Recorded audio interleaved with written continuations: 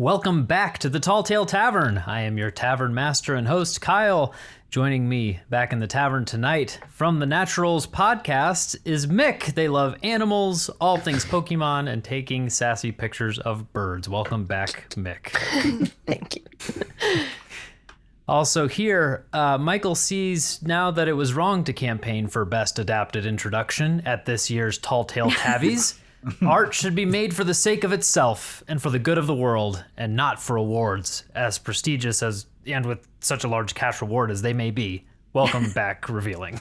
I'm just happy to be here, and I'm learning a lot, I just think it's really great that you've, embraced the art and stopped being such a sellout.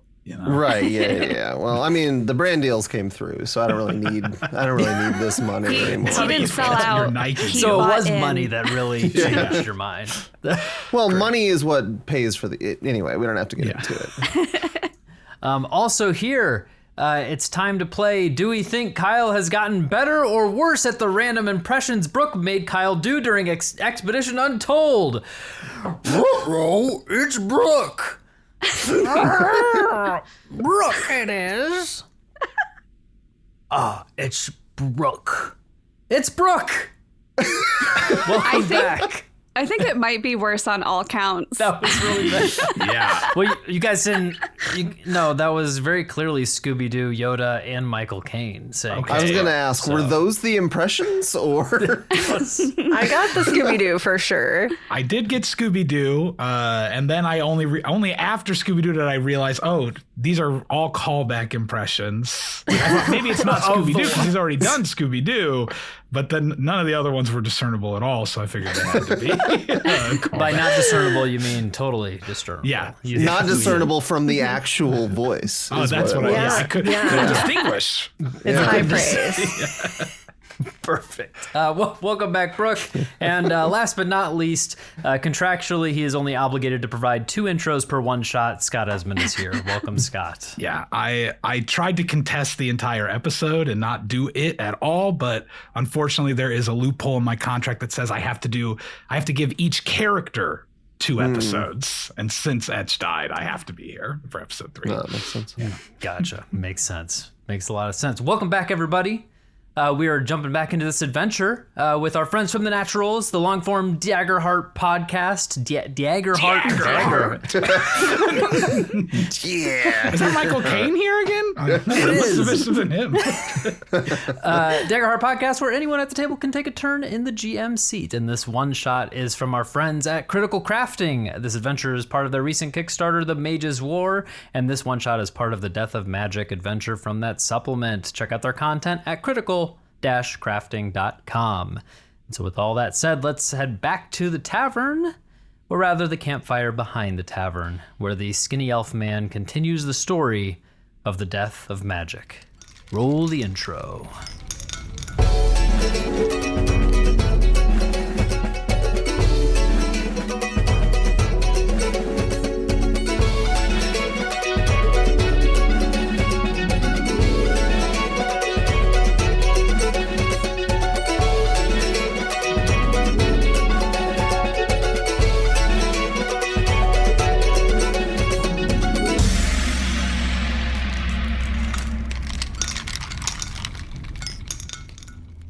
In Chapter 2, Elior, Sable, and Sybil met a man named Xerxes Pendable, a man who had been rescued by Etch, and in honor of his sacrifice would fight with them against the Blank.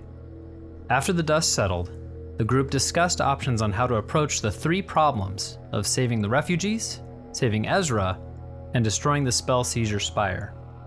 They decided on a course of action to destroy the Spire tonight. They set a course for the Spire, and they set the bomb, saved the nearby mother and daughter from their home that would have been in the blast radius, and destroyed the Spire, sending Grasnia into chaos. We rejoin our characters as they just saw Commander 3414, aka Commander Bronson, take off his helmet, revealing his face with a singular silver bionic eye. He is rushed back into the temple by 3 Soma personal guards. Alarms are going off in the settlement as people are coming out of their homes. The remaining Blank soldiers are running around the city attempting to get control of the mounting chaos, but their forces are noticeably thin. You three hide in the burned rubble of a remaining building, currently unseen. There's only 3 of us? Yeah, I was gonna say, I'm is sorry. it 4 of us? You 4. You guys are all together now. You 4 hide in the burned rubble of a remaining building, currently unseen. What would you like to do? I think Elior would be having a really hard time not rushing out. Like, he knows that it's a bad idea, but he would be like, we have been searching for him. We need to go and... Sister, our entire lives have been building to this moment, and now we're hiding in the rubble. I'm not hiding. I'm just planning my next move.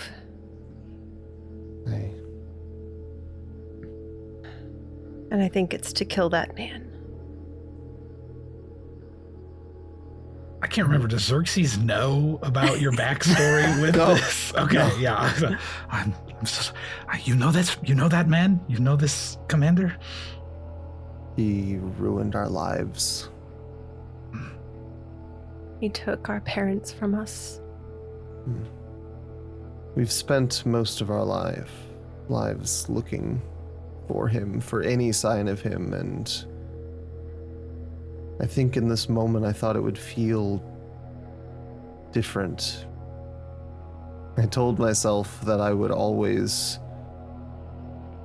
always making a straight line to him, to take from him what he took from us in some way, and now that the moment is here, I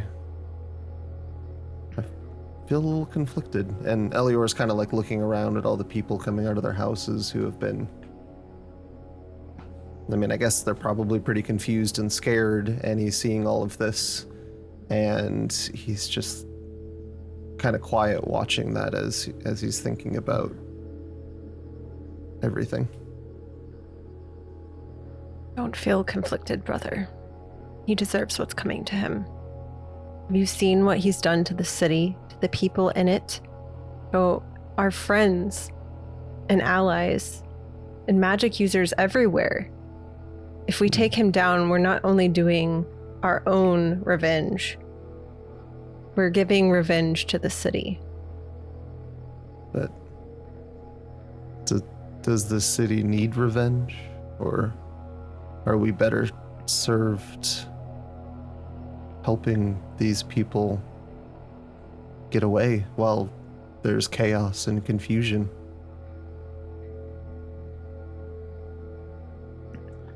Perhaps the best way that you could help, though, would be to cut the snake's head off. To remove the commander would only help everybody to be able to escape and live their lives freely. See, this is a non-biased person. Thank you, Xerxes. And even he is saying to kill the man. I must admit I have no love for the blank and what they've done to this settlement.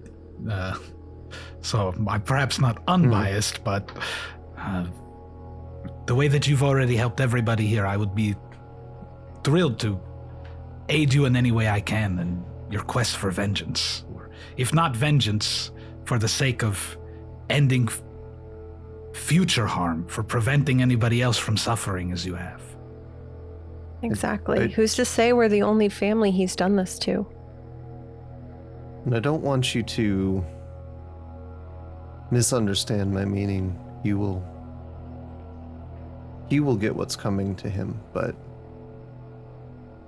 I thought in the moment that the second I saw him, I would be at his throat. And I find myself wondering now, is that the best next step? Or... I think the question is, can we do it right now? That's I'm a little wiped. Right. I want to get this guy for you guys. I know what he did to you in this entire town. I mean, they're just robbing the entire place of their own free will, but I have seen a lot of bad shit happened the last couple days. And I usually go in guns blazing, but I think that's given me a little bit of pause. Yeah. The last time we fought, the moment we got into this town, we made mistakes, and I think that's giving me a little pause. What's he doing, Kyle? Like, that guy in particular, is he like sticking around here? Is he like running off somewhere? You saw the commander walk out with his 3 kind of Soma guards. They're Soma with war hammers that are wearing kind of these like tattered cloaks. And he walked out to see what was happening, what like the explosion was with his guards, and the guards kind of grabbed him and brought him back into the temple. And so at this point, you saw him briefly, and then get taken back into the temple in the center of the town. That's within your vision. Okay. And the temple is where they're holding Argus? Is that correct? Or that's what we... Ezra. Ezra, I'm so sorry. That's right. Ezra.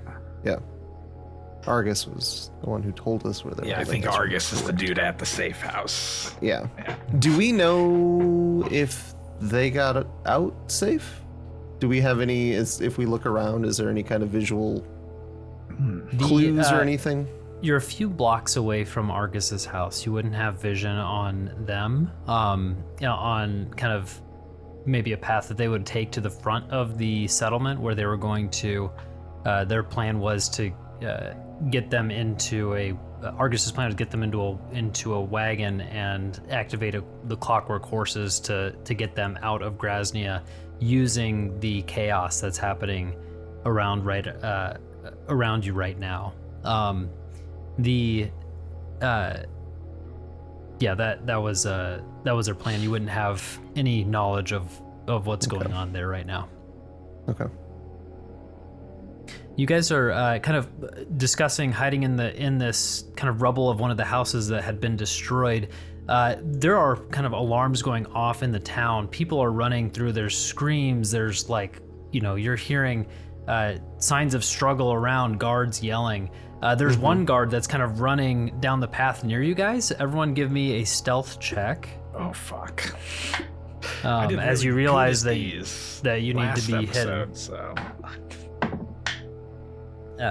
Sybil? 22. And Sable? 6. Elior? 15. And Xerxes? Well, on my dice, it just says fuck, which is an @1. So. Wait, do we still have Pass Without a Trace? No. No, that's been out. I think that got Okay. knocked. Technically, you just needed 2 successes to pass as a group. And so the 2 successes are enough. Xerxes, you maybe stand up to stretch your legs for a second, and Sybil grabs you and pulls you down and hides you and yanks you all the way down prone as this guard kind of runs by and does not seem to see you. But you look around at this town, and just judging by what's happening around, the guards running around, it doesn't seem like there's much control happening. You're not sure what the next few hours even are going to look like in Grasnia at this point. It seems dangerous in, multiple regards. Given my bad stealth roll, I don't know if I can suggest it as Xerxes anymore, but I was going to say, could we sneak around the temple to try to see if there's any way to see inside it at all, to get any view on this guy, just to see if maybe we can find a way to get him isolated with all this chaos that's already happening. Absolutely. The temple had been desecrated and almost completely destroyed. There are windows that are bashed out that were stained glass windows. There's parts that have the wall has come down because when the blank came in, they went to that temple and just desecrated the heck out of it. So there's plenty of entrance points. It's almost like a porous building because of all the ways that you could get into this temple. But I know we have the problem of people being low on their abilities, and that's it's an issue that I mean, Xerxes is totally fine, but I also have horrible stats, and I'm like the least important person here. I've got like 2 good spells left, and that's literally it. So. Okay. Yeah. I've got 3 level 1 or first level spell slots, but I also have cantrips that I can use, so. Okay. While we're all discussing this, Elior is going to, just to make sure it's still, I don't know how long it's been, but Elior will be reapplying his mage armor, which he kind of like pulls on like darkness. So just pulling on some darkness. Right, yeah. on yourself. It's like okay. it's like a stockings type situation. Perhaps we could attempt to make our way stealthily around the building to get more information for now. We don't have to act yet, but if we have the opportunity to save Ezra through stealth or isolate this captain so that we can, with our combined powers, take him on, I certainly don't think that we would have a very good time trying to battle those Soma and him. If we can free Ezra, he can help. If he's not and we can't on stay death's here. door, no, So we might can't. as well try and get over there. Yeah. If we did want to stay here, I could always summon my familiar to help me investigate the surroundings before we go. But I also know that we don't have perfect cover here, so it may not be worth staying. I would say it probably, just talking above table, like it probably makes sense to save that spell if we're limited. Yeah, I think. that makes sense. And we're going to have to move eventually anyway, or Kyle's Yeah. going to make us start doing more stealth checks. Yeah. So. Yeah, for sure. I think it would be fine if we can find a better spot with better hiding even before you use the spell. You know, we might be able to find a spot though that has good cover and where we can see in and not need to use it. So Okay. All right, let's go. Yeah. Let's You go. know the city. I'll follow you. Sybil leads over to the church or whatever it was. You look, kind of down the street, see some movement, and you are able to wait until it seems like the coast is pretty much clear and able to run across the street. This temple is not that far away from you, and get within the cover of some of the rubble that has fallen off of part of the temple. Part of the temple, the blast radius, this temple is decently close enough to the spire where the blast radius of the Arcanile explosion that just deleted things clipped off kind of one edge of the temple. And so you're kind of at this back edge of the temple where part of the walls had just been deleted and there's now rubble kind of piled at the bottom of it, near the base of just the structure. Whoever wants to peek inside, definitely not me. I'll need a stealth and a perception check. I'm pretty good at stealth, but my perception's flat. I have a +4 to both, so I can. Sounds like it's Sable's turn. Yeah. I'm itching to get a look in here because I want to go after Bronson. Yeah. So Are we just to make sure, guys? I do have disadvantage on stealth and -1 to perception. So I just like in case you want me to do. So that's an 18 on the die, and you said it was a stealth check, so that's 22. Wow. Nice. And then do I use that same roll for my perception, or do I do another roll for perception? Another roll. Just roll the 18 again, though. Yeah, just I Seems know, good. that'd be Yeah. great. So that was a 13 on the die, so 17. Okay, great. perception. You peek around the corner peering into the temple, and what you see is you can see in the middle where you assume some pews used to be, there's a crumbling pyre and several skeletons that are crumpled and fused to charred wooden beams. The whole of the temple has been desecrated on the inside, the statues of gods shattered, the religious tomes burnt, and red paint is splashed against one of the walls, and it reads the Temple of None. And the right wall, as you're looking in, you see 3 Soma personal guards, and they're clad in those torn cloaks, and they stand in front of a set of steps that are leading down beneath the temple. And each one of the Soma are wearing cloaks and holding heavy metal war hammers in their hands. And electricity pulses through their joints occasionally, and they stand silent guarding the stairs. They don't see you. Are their cloaks special in any way? They look like, not special, kind of tattered, Okay. red, blue, and green colored. Like there's one that's red, one that's blue, one that's green. Team, if we go in there, it's going to be hard. They've got some metal warhammers, and they look like they're electrified. Not the warhammers themselves, but it's coursing through them. Do we know like what ability that would be that they would be using to have like electricity coursing through them? You know that they are just powered by some of the Arcanile blank technology. It looks Okay. it looked kind of just like lightning damage to you, Okay. like electricity damage. The other things that you see in the temple, a couple other entrance points around the temple as you look. You know, the main door is pretty much just, broken down and open. A few other windows that are broken nearby. One that's sort of close to where they're standing.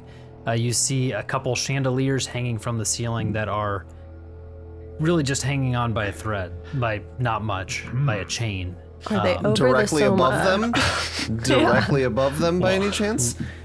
Looks like potentially directly above them. It's hard to tell I from have a this few distance. ideas here that I just need to throw out. This building already sounds like it's fucking been blown out. Is it possible we could just make the whole thing collapse on them? You described burnt up like pillars even in the middle. Yeah. Are those structurally integral to this thing that just had a bomb go off and has been described as a porous building? The building is made of solid stone, and Okay. so there's lots of burn marks. It's not like this like wooden structure that's about ready to fall. It looks pretty sturdy. Okay. I don't think I'm gonna have you roll and potentially roll like a nat 1 thinking you could charge into a pillar and bust down the whole place. It looks like it is, at least holding its structure fairly well. Okay. Okay, Plus, well, I don't see the have- commander. You He do not might see be the commander. You do underground. not see the commander. You do not see Ezra. Yeah. Oh, I'm assuming Are they're there places- subterranean, right? yeah. Yeah, because there were stairs going down. Yeah. Okay, well, I have a spell called Disrupt Mechanics, and I was just double checking. I have 2 second level spell slots left, so I could do it twice. It doesn't say it's a concentration spell, but if they fail, a construct has disadvantage. Or no, wait. No, it doesn't have disadvantage. It just works on constructs. So if they're a construct, they have to succeed on an intelligence save or become restrained for 1 minute.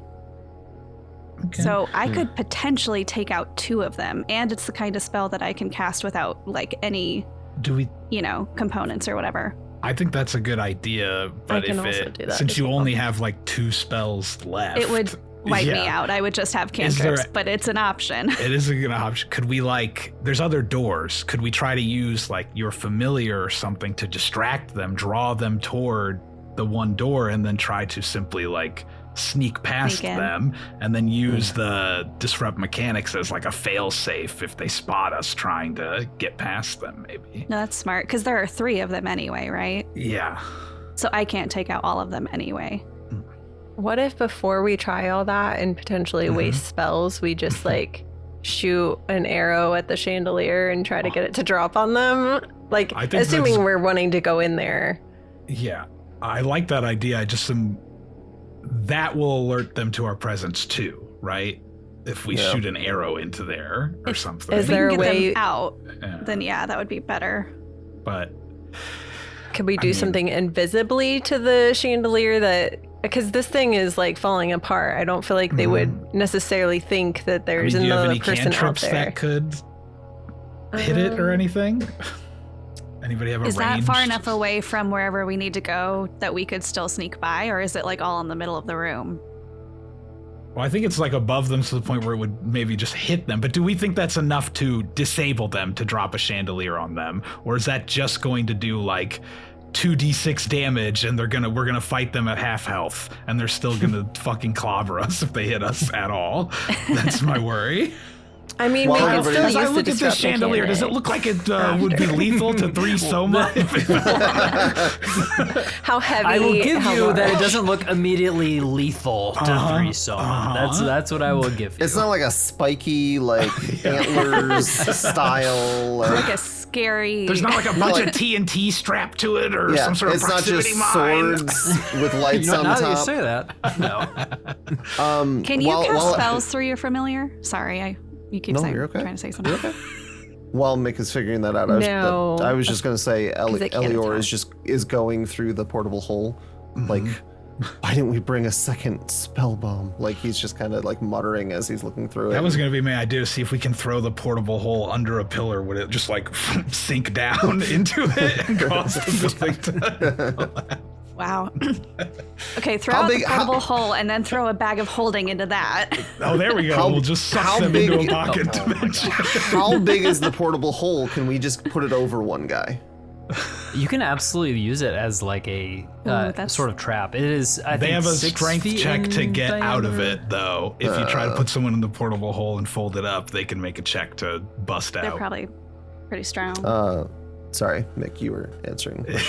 Oh, I was just saying they can't attack or like use a spell, but I guess this would be up to the GM if they could interact with an object, because I could make it a hawk and it could like fly into the chandelier if it looks like it's ready to fall. I think that's within. I think that would be fine within the purview of a familiar. So Reasonable. I guess here's the question. Is it better for me to summon a familiar? That familiar can be used throughout the rest of this, assuming it doesn't take damage. Or I also have disrupt mechanics as well as Sybil. Us doing that together, we could take them out potentially Don't for a you minute. just have... Oh, it is a first level spell. But that's assuming also that they failed the save. Yeah. Right? Yeah. And that they could very easily save on it, and then those spells are true. just wasted. And I don't think we should use all 3 of our remaining spells on this encounter if we're going to fight somebody else after.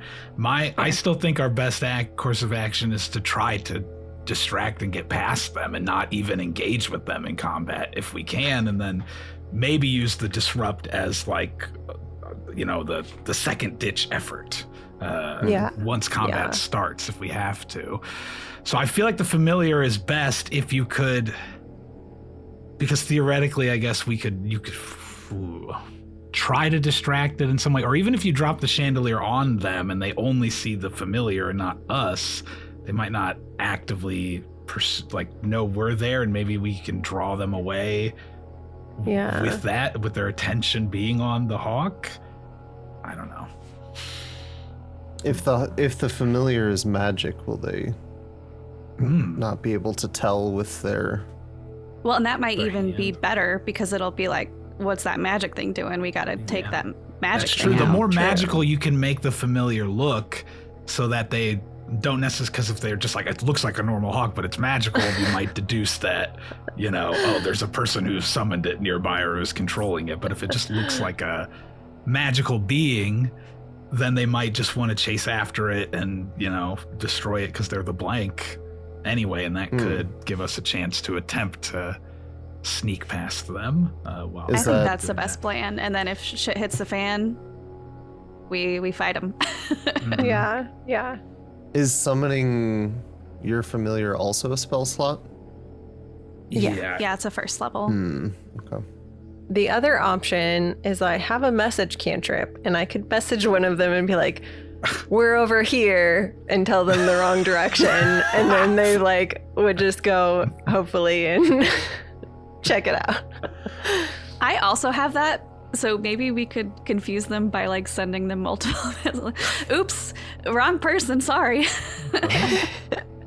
I mean, it's weird hate to it. try because they're cantrips, so they don't cost anything. Yeah, might as well. I technically also have awakened mind, so I can talk to somebody within 30 feet. What is the awakened mind? How does message sound to a person? Do they hear it in their head, like telepathically? And what does the awakened mind do? Is it like a voice they hear in their ear? It just says you can communicate with each other while you two are within 3 miles. I think it's another like telepathic type thing. I see. Okay. Yeah, it must be. I was hoping for somebody who had something akin to throwing a voice, in a direction that would draw them. I don't know if message might just put them on like high alert status. There's Right. definitely magic users that are trying to do something right now. True. Okay, I totally blanked. Sorry, this is going on for so long, but I forgot this is I good. had This is gold. This is what the people want. I have the minor illusion cantrip, so I could also make like a very magic-y looking thing Okay. outside the door. I think you do Yeah. that in the front door. I think then that if would they be better. spot us, we Yeah. can use the familiar to drop the chandelier on them. Like if we make a beeline for the door, maybe even the chandelier might block their access to follow us if we could drop it. Oh. So just after to, we go down. just to the be stairs. clear on the building here, Uh-huh. there's stairs down that they're at the top of right now. Yeah. Other than that, it's just a big room. There's no. Nothing. Yeah, there's some like toppled statues around. There's not. Okay. It's not going to be. There's nothing that's going to be difficult terrain for you. Okay. But there are some pillars and But there's no toppled like. statues. They're not like looking down the stairs and then the opposite direction. There's a staircase up or a door back or anything, right? It's from pretty what we've open. gathered. It's just the stairs down. So that's where we think we have to go. Okay. So Yeah, and lure them they away from are- the stairs and got it. Head down Yeah, there. and- We could yes, also and they try to are- contact Ezra. So they are like 35, 40 feet away from you. The 30, 35, 40 is kind of where they're standing away from you. Feet away. Actually, that's a really good point. With your awakened mind, do you have to establish that beforehand, or could you try to reach out to Ezra without accidentally reaching out to someone else? You can see. I would have to be able to see Ezra. Okay. So if we're sneaky enough, you could maybe get him a message before we show up, but okay. So are we going in like a window and then we're getting them out the door? Is that the plan? So that we're not overlapping the same like route with them? Yeah, we don't want to be the same route as them for sure. Yeah, I figure we try to draw them toward the whatever thing is farthest, I guess, from the door, or we'll put their back to the stairway, Yeah. and then yeah. we try to enter to sneak by them. Okay. So can we get to like whatever window or door is closest to the stairs, but not the main exit we're going to try and get them out of? Yes, that is going to be. Yep. So that's going to be around the side of the building that you guys can kind of go across and move in the shadows, kind of moving around the outside of the temple, and you come to the window, the stained glass that's been shattered out. You can see the bits of the colorful glass that you're stepping on as you're stepping up to this window, and you know that the guards are basically on the other side of this window. Okay. So I'm going to get all of us up to that window, and then I'm going to be able to see through the opening to the door where I want them to run out, and I'm going to create an image of like what's like a really before magical. we create it. Yes. Are we wanting to have the familiar summoned as a backup to be able to drop the chandelier if something happens, like before we alert the guards that there's something? Or do we want to? I think or can the you summon hope it? is, Is it though- quick enough that you can summon it in battle and have that happen? I don't know what the. so. I think it's an cast action. time. It's just an action. Yeah, okay. it's I one only ever do action, it as like a ritual, instantaneous. so I couldn't remember how long it is. Yeah. Okay. All right, then that's fine. I could also just like firebolt it because I can do that silently. Okay. Well, then yeah, that's also good. Yeah. So we don't even need to worry about it. Okay. What's like a little like magical creature that I can make an image of? What's like a Flumph. Well, they're Yeah. very against like fairies, like elves. I think they're like Yeah. against the magical creature or magical races. Mm-hmm. Yeah. So I could make, it's a 5-foot cube area that I get to make. So I'll make like a 5-foot elf woman who just has like decked out in like magical sparkles. Yeah, do like a, oh yeah, good. I was going to say do like an astral elf so they look extra magical. Yeah, like as magic-y as I can make it look, like just like magic tattoos everywhere, magic bangles, like a shield and a sword, and I'm just going to have it move around because it can only do either image or sound, so I'm going to have it move around a lot to try and get their attention. Okay, great. So this is, say it again what this is. This is It's a 5-foot elf lady with a bunch of magic stuff all over her, and she's very shiny and like sparkly to try and get the most attention. Yeah. Okay. If it can't make sounds, should like one of us like cast a spell by it so that way it's like there's, because if you can, a soundless thing behind them is not going to take, like, we just have to turn their attention to this. Well, I assumed that they were facing I was in gonna this direction. Oh, right? yeah, I guess I don't know. This is the direction I think they're guarding. facing. Oh, 'cause okay. they're guarding I had that the door backwards from then. people Okay. approaching it. Got it. Yeah. Okay. Okay. You cast this the elf woman that is very obvious. You know, this magical looking image across this dark room that's fairly dark. There's some blue arcanile lights in this area. Give me a deception check to see how well you can make this look. Can I cast guidance on her? Yeah, you can. Guidance would be Yes. To perfection. your deception, assuming. Awesome. Okay. That is a 17 then. Possibly clutch guidance.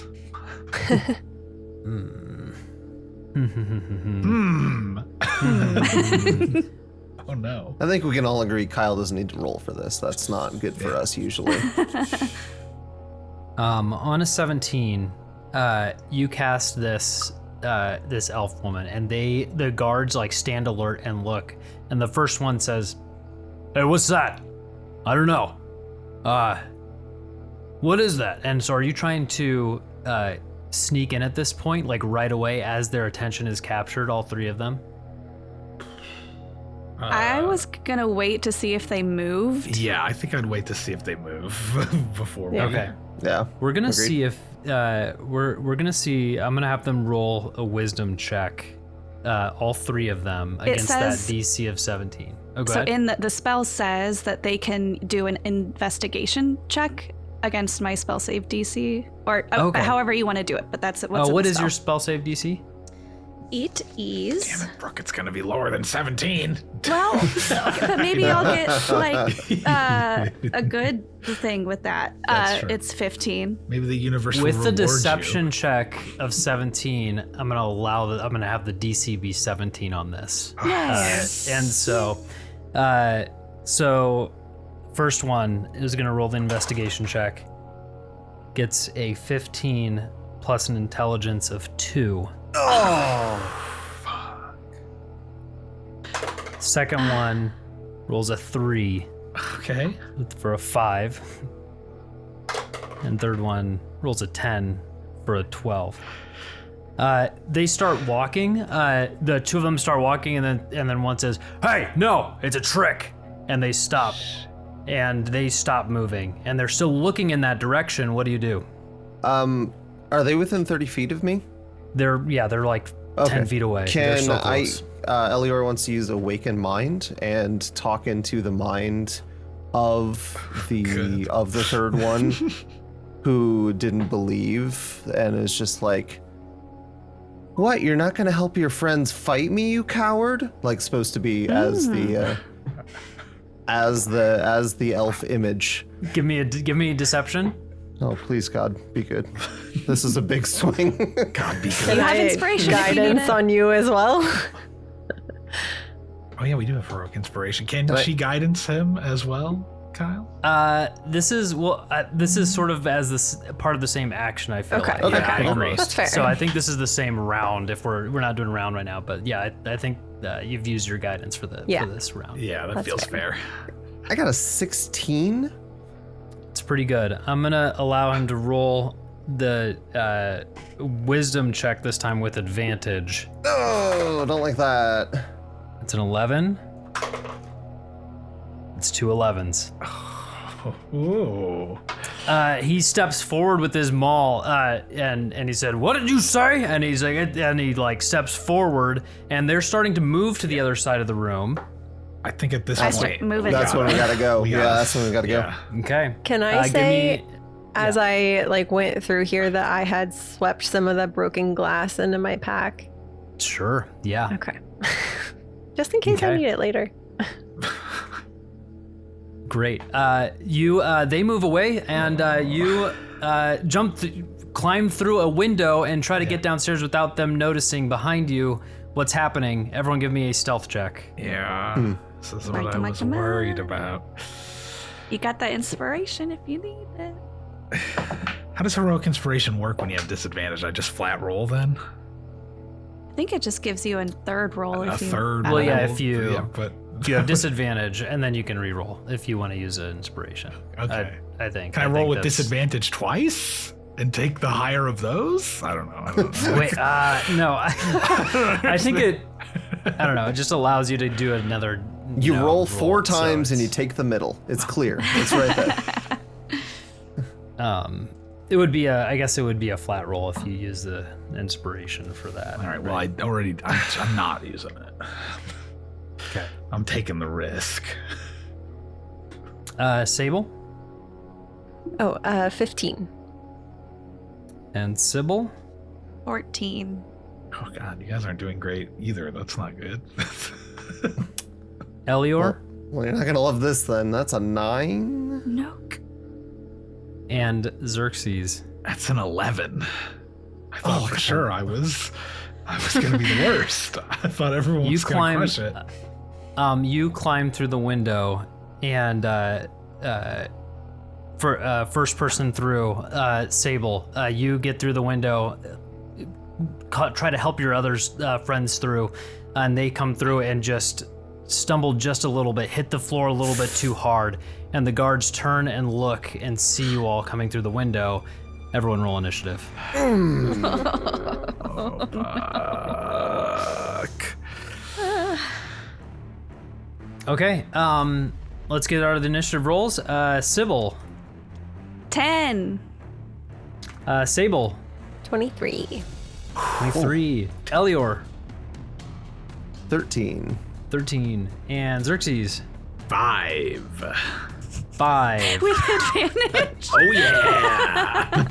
Wow. Oh no. Okay. As the Soma guards turn to you, their electricity kind of surges into their warhammers as they look at you. 3 Somas, one with a red cape, one with the blue, and one with the green. Sable, you are up first. Is one of them closer to us? The one that was kind of not. They are all 3 kind of even Equally. as they had stepped forward. They had stepped forward 20 feet from you. Okay. I guess I will cast Disrupt Mechanics on the one in the Yeah. middle. Yeah. That makes sense. So he has to make an intelligence saving throw. Okay, that's blue guy. Intelligence saving throw. That is going to be a +2 to this roll. Do a tavern roll. Your spell save DC is a 12. Okay. Oof. So he has to hit a 10 or higher on this dice. He rolls a 19. Is that a Saves. 10 or higher? Official rule. Okay. Well, it was worth trying. It was. Um, It definitely was. That is an action, so I don't think I can do anything else. Besides, I guess, dash down the stairs if we just want to, like, I mean, try to I get was on down my there. turn planning on first thing at least looking at the stairs to like see if it looks like we could get in and just close it off in some way. Okay. I guess I'll go as far as I can towards the stairs or down the stairs, however far I can get. Yeah, you can, if you're going to dash down the stairs. I said dash, but I don't have an action, so Okay. She meant yes. dash figuratively, not mechanically. Figuratively, yes. Spiritually, Sorry. she is dashing. Well, no, I did mean it mechanically, and then I realized I can't do it mechanically. So, So if you are, you're running, you're going down the stairs, and you're seeing as you go down, you can see that there's a turn to it, and then there's a fairly long continuation of the stairs, probably like 20 feet till it gets to a hallway that goes down a hallway and ends at like a door at the end. That's what you can see as you turn the corner, as you use, 20 feet or 15 feet of your movement speed. okay. I think I have 30 feet of movement. Am I able to go 30 feet? You can keep going down there if you like. Yeah, I think I'm just going to call to my friends and say, I'm going down. I'm going to try to find Ezra. I think we should all just head down. Maybe we can blockade the stairs somehow. I mean, with this, if we can drop the chandelier after we're all like in the stairs, if we are given the option, like that's something. But initiative's gonna make that hard with where I rolled. Oh yeah. Okay. I didn't think about that. Is that? Are you wanting to use your movement speed to go all the way in the hallway? Yeah, I guess so. I'll be able to cast message if I need to check in on them. You will lose vision as you kind of turn the corner down this staircase and go into this hallway of what's above. The Soma are next, and one of them takes out his warhammer, and he's going to, let's see, I have to see if this is a melee. This is a melee. Three of them charge up to you three. All three of them run, sprint up, and start to swing their warhammer. Sick. Xerxes, the first one is going to run up with you with its warhammer and take a swing. Okay. An 8 to hit. That's a miss. And misses on that attack. Okay. So far, so good. You can see he supercharged his warhammer to swing and hit you. Just misses. You're able to just like dodge this warhammer as it whiffs by you, and you can see the electricity kind of go out on his warhammer like it was supercharged. And I'm going to see. Oh, that does not recharge. That looks like you tried to use an ability and it completely did not work. Second one is going to swing at Sybil. Just if it helps piss them off and makes them want to attack me anymore, I am wearing like tattered blank clothes and am clearly a defector, like from the blank. Just if it does draw their ire at all. I think at this point they turned and saw some people trying to sneak in to the one person they're trying to guard, and they're just attacking everybody. That's fair. So one in the middle, the blue cape is going to go after Sybil and roll to hit. That is an 11 to hit. No. Misses, and then third one is going to go and swing at Elior. I feel like this isn't going to go my way after That is a right? 19 to hit. But yeah, he it's pulled gonna on his hit. mage armor. He pulled on his darkness. No. That's going to hit. Okay. You get hit with this warhammer, this electrified warhammer. That is going to be 8 bludgeoning damage. Oh. It's going to be Plus- worse. There's more coming. No, you don't need to. You don't need to say plus. It's Plus 3 lightning damage. Oh, okay. That's not the worst. It's not the end of the world. okay. Plus. Nope, that is it. Okay. And that is their turn as they ran up and started swinging. We are at Elior. You're up. So are they? They're basically melee in front of all of us, right? Yeah. I want to try something, but I need. Is there a place that I can do something that would hit all three of them, but wouldn't hit us? If it was a like something that was anything within 5 feet. Is it like a radius of 5 feet? Yeah. So it says. Yeah, they're right next to each other. So if you okay. hit like behind Yeah, so I or figured the throw bigger one. behind the middle one and it would hit all 3 of them. Is that right? Yep. Okay, so Elior taking that hit would, like, I assume, wipe some blood dripping out of his mouth, and then he'd reach into the portable hole and mutter again, I really wish we had brought another spell bomb. And he would pull out the rust grenade that is in the portable hole. Good. And he would, just for a little information, it's explosive device surrounded by the body parts of a rust monster crushed into a ball. And so he's going to activate it and throw it basically right behind them, and it will explode, and that's a DC 14 dex for all 3 of them. This is Red Cloak dexterity saving throw. They have a +2 to this. He rolls an 11. Yes. Blue Cloak rolls a 13. Boo. What was the DC? It's 14. So Okay, first one 2 fails, failures. second one. Wait, And said 13. Green Cloak. So Is that with the means it +2? 13 plus 2, right? So it should be 15 for the second one. Oh no, the second one was 11 +2. Oh. Yeah. What was the third one? 20. It was an 18 on the die. So, so green one saves on that, but the other 2 fail. Okay. All of their metal items or form begins to corrode. Any non-magical weapon, armor, or item made of metal hit by the grenade or in possession of a creature hit by the grenade corrodes. The items takes a permanent and cumulative -1 penalty to AC if it's armor, -1 penalty to attack rolls and damage if it's a weapon, and -1 to other effects if it's another item. And then if they are considered constructs, they also take a permanent and cumulative -1 to their ACs. That failed, so. Nice. Okay, cool. Yeah, they don't have any specific armor, so their AC is now lowered by 1. Okay.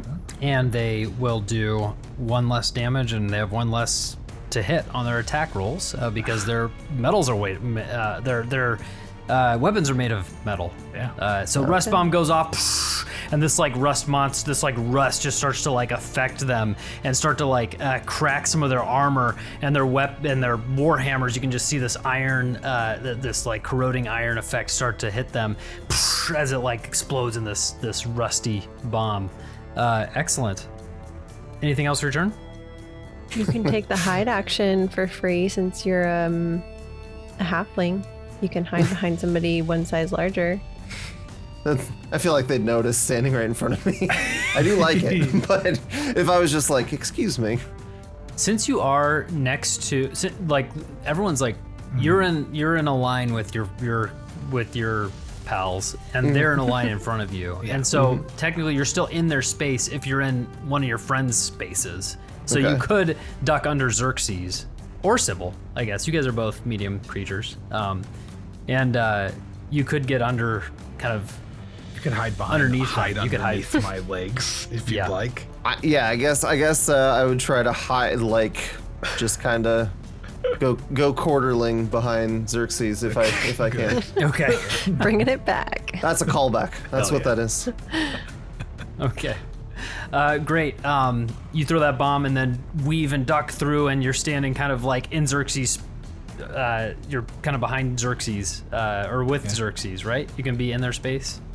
I think it says I can move You through, but can't- can't Yeah, I don't stop know if there. you can. Right. Oh, you Yeah. can't stop. Okay, so you Never mind all so this. you would you would take an opportunity attack. For some reason, I thought that meant you could be in their space. So, but you okay. So you're able to cast a rust bomb or throw the rust Well, bomb. kind of like he doesn't have to take the opportunity attack. You could just let him walk away. I mean, you could just decide they don't true. take a reaction. What if their reactions were all corroding? That's a good reaction. There we right go. Do I risk the opportunity attack? I feel like They we do have -1 to their attack. Maybe we made my suggestion would be to, I guess. Well, you're gonna take an attack no matter what. but we could play it out another round and then use disengage actions to not draw opportunity attacks to get away from Unfortunately, if they swing at me again before I'm able to disengage, that might be. So they're either going to swing at you on this escape attempt, or they're going to swing at you when their turn comes back around. But if we wait for a turn to come back around, I can at least try to hit one of them and sap them so they'll have disadvantage on their attack roll. They could all swing at me since I just hit them with a bomb as well. They could all swing at you on the opportunity attack, though, too, because you're leaving all of their attack range. Oh, I didn't think about that. Oof. All right, I think Elior is just going to stand his ground, not hiding behind Xerxes.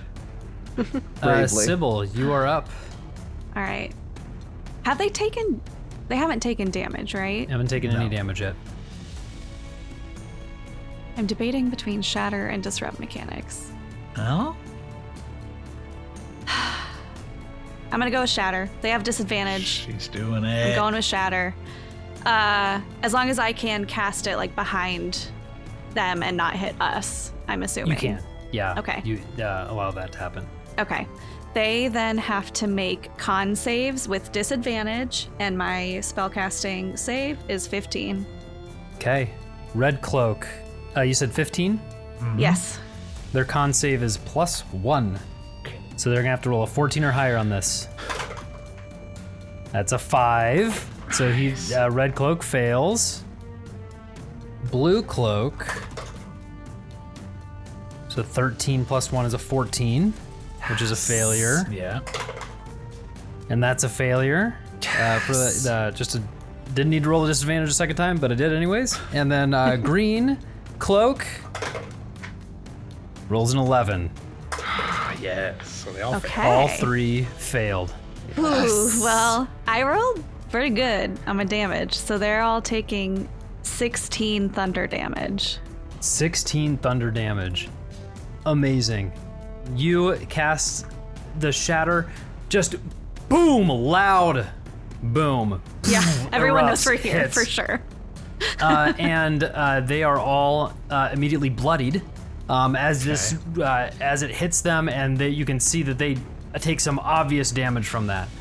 Actually, I take that back. It's not loud at all because this is one of my evocation spells. You can do it quietly. So it happens with no sound and no components. What an interesting, amazing way for thunder to right? back from him silently. That is so cool. That's from your race. That's your species. It's no, it's the wizard subclass that I took from the book. Amazing. The Arcanum wizard. The Shatter, and it's like this. It's like you can see the sound, and then just like reverberates and boom, and goes back in, and they just take this thunder damage without sound, without making more noise. That's huge. That's great. Anything else for your turn? That is it. Okay. Xerxes, you're up. Okay. Xerxes is going to stab with his spear at the one in front of Elior. Okay. Seeing that it hit him. That is the one that does not have the rust on it. That's fine, because I want to make it mad at me. I want it to try to make it more likely to attack me. Okay. That is a 22 to hit. 22 will hit. Yeah, all right. And let's see, for damage. All right, that's 6 damage, 6 piercing damage to them. Okay. And because of my weapon mastery, they now have disadvantage on their next attack roll. Amazing. Their turn. Cool. Yeah. What type of weapon do you have? A spear. A spear. Yeah. You jab that spear forward and get it caught in some of its construct kind of muscles, the hydraulics that allow it to move, and just injure it right there, stab it in between a couple of the like almost fibers of this construct. So it's going to be affected on that disadvantage with that disadvantage. And I say to him as I'm stabbing him, I'm like, "You will fail to protect your captain just like you failed to protect the spire." And I spit at him. Cool. Elior, can Elior just also spit out some blood? Just kind of like looks up and just does the same thing, but with the blood coming out of his mouth. It spits out and it's bloody, so it's less cool. Well, and then he kind of looks cool. looks at Sybil and he's like, well. All right. We are back up to the top with Sable. Sable, you are in the hallway beneath what's going on upstairs. As you go down, the walls are, thick. This was kind of a steep staircase, but it is relatively quiet in this tunnel. Okay. And do I get a sense of how much farther it goes down? Yeah. The door in front of you is going to be 25 feet in front of you to get to the door. So nearly all my movement just to peek into the room, and I don't know what's happening with my friends. And you can see this hallway. It's not just like a plain hallway. You can see that there are some inlets in the hall in the side that look like crypts, like honoring different, clerics or saints in this, but kind of like tombs. Okay. And it's 15 feet back to the area where I could see them, correct? Yeah.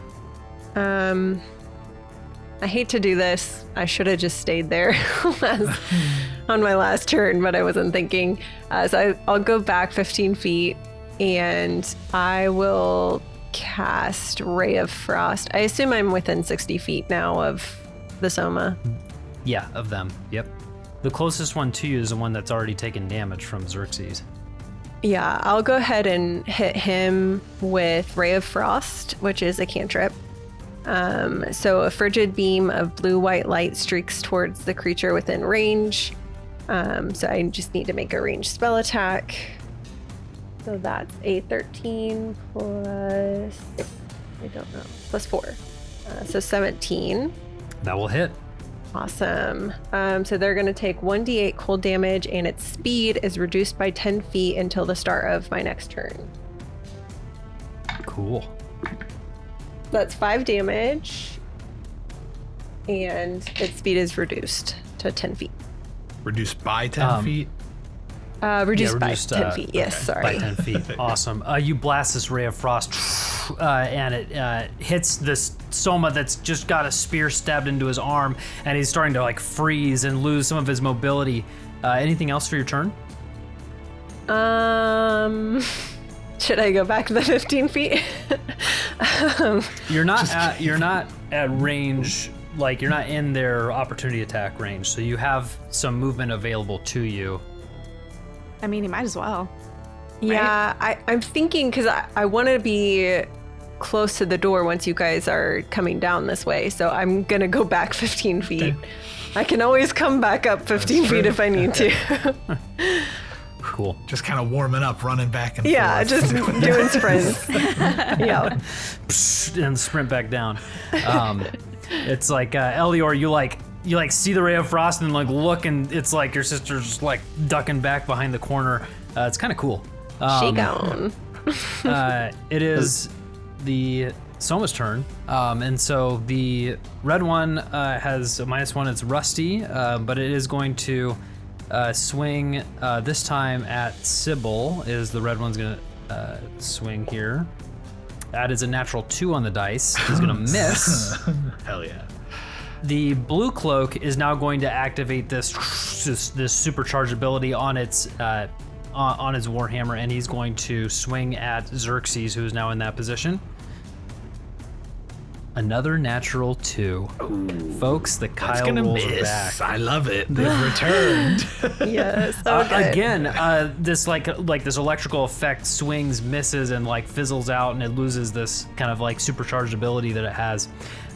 The green one, who is standing in front of Elior, is going to swing at Xerxes because he is wiping the spit off of his armor. Off of his, construct body, but he has disadvantage to this shot. With disadvantage, only rolls an 11. Ooh, that'll miss. Misses as he's unable to swing his hammer as he usually is. His arm is just not working quite right. Misses and stands there a bit frozen. And that is their turn. Elior, you are up. I should probably disengage. I don't want to. I say do it. But If you make it down to me, I can cast a healing spell on you. And if we make it down, we can drop the chandelier. yeah, you know? I think Elior would disengage and moving a little bit slower because of the damage, but he would. Sorry, that's just flavor, not actually realistically moving slower. So Yeah, go ahead. I'm just giving myself a -5 to my movement speed, just like for the hell of it. it was the ray of frost going right over my shoulder. It really chilled me. No, yeah. So Elior would disengage and move down the stairs, right next to Sable, and stop there. Okay. Sybil, you are up. I will also disengage. Because I think even if I do one more shatter, it may not get them all, because I rolled good damage. So, so yeah, I'm going to disengage. I am going to go around the corner just to get a look at what's there. And In the then, hallway? Yeah. Like down below? Right. Okay. How hurt are my friends who aren't? Because you guys didn't move around the corner, right? No, They're around I'm the corner hidden. right now. You did go, Yeah. right? Okay, good. All right, then I'm also going to keep going my full movement away. Okay. That is you, Xerxes. You are up. Yeah. You have 3 soma around you. I sure do, and I don't think I want to disengage because somebody needs to make an attempt to make the chandelier fall so they don't just follow behind us, right? Unless, I mean, technically, I guess I can disengage and make it down, and then Sable. Sable could come back and should shoot a come spell. back I'm not and shoot a first, spell with yeah. initiative right now. So I'm getting flashbacks of Edge where we all yeah, left I you. know. That's why I was like, part of me wants to risk the hits just to see if it happens again. No. Fine. I'll be wise and I'll disengage and just like shout something for Sable to drop the chandelier and, like, as I'm going down. Okay. Yeah. You disengage, run down the stairs. The soma are standing there. A chandelier is above them. Sable, what would you like to do? So I don't know. Should I try to like send a ray of frost on it? Like, obviously we don't care about the element of surprise now, so I don't feel like it has to be a familiar. No, I think the ray of frost is fine. Anything that does damage that can hit it, I think, is what I'd say. I will to do. ask the GM. That is technically a save attack. Oh wait, no, it's a ranged spell attack. Never mind. It's a ranged spell attack. So I am going to roll for that. Not great. 10 plus 4, so 14 to hit. AC was 10. Then roll your damage. Nice. Okay. 7 damage. 7 damage. Ray of Frost freezes the chain holding this dangling chandelier, freezes, shatters the metal, and it falls directly on top of them. They're going to make dexterity saving throws. The DC on this is going to be 15 for each of them. The one is frozen. The frozen one's going to have disadvantage to this, but the other ones are going to be able to make it just as a flat roll. So Red Cloak rolls a natural 3. That's a failure. The Blue Cloak rolls a 17. Ooh. Just a success. And the Green Cloak, he has disadvantage.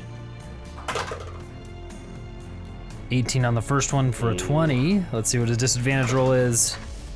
And that is a 6. Nice. It's an 8. Yes. And so he fails. The one that was able to jump out, Blue Cloak, is able to miss the chandelier, but he will take half of this damage. It's going to do 2d6 to each of these soma. What did I the say?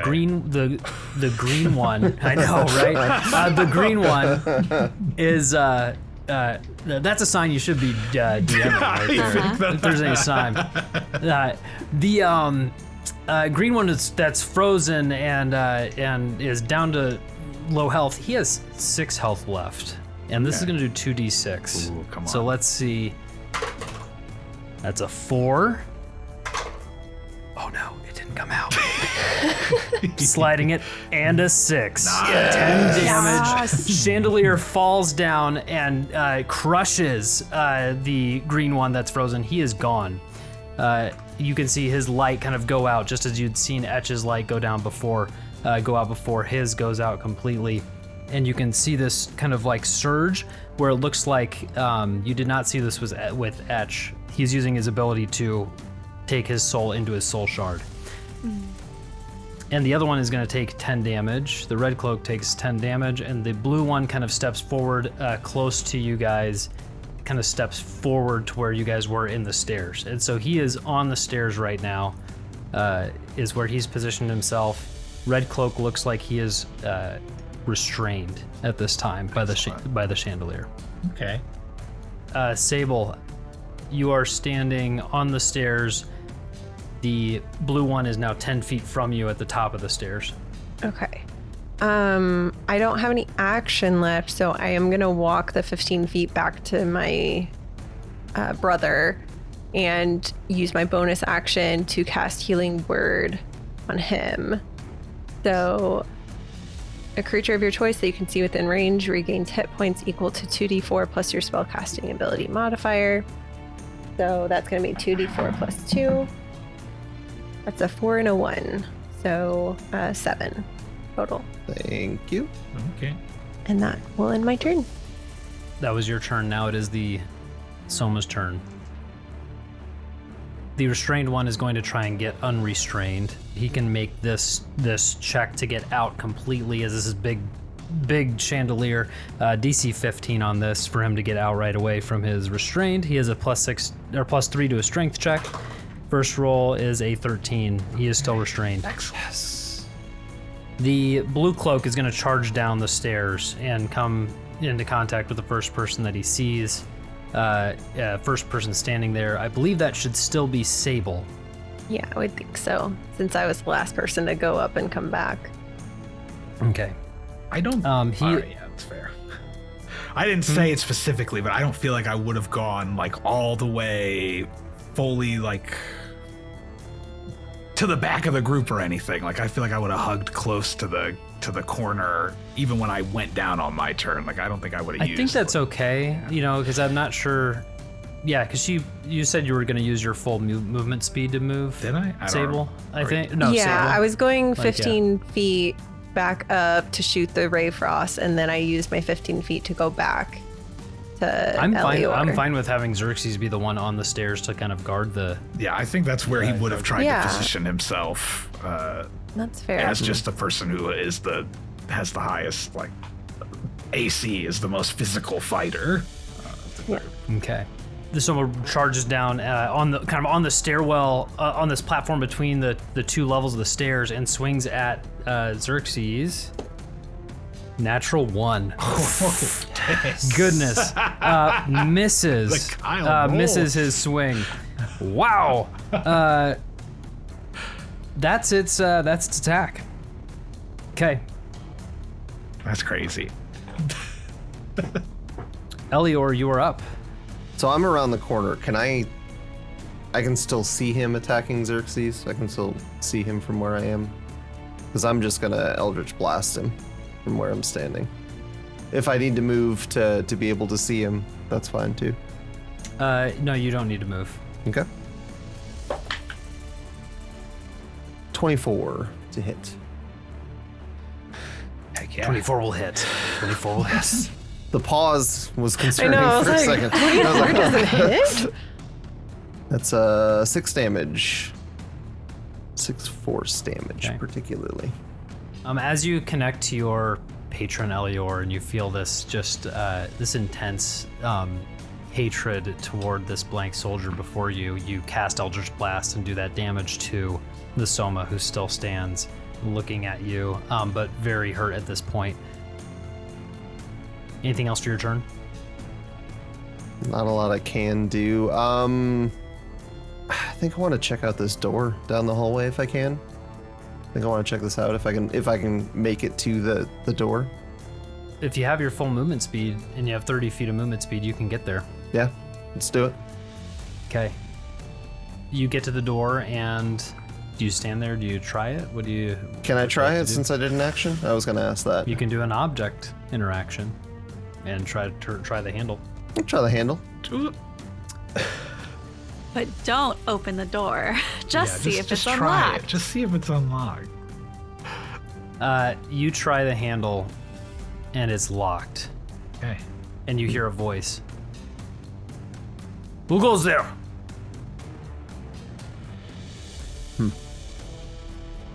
I think Elior wouldn't answer for a moment, Okay. and then he would say, "You're past, Commander Branson."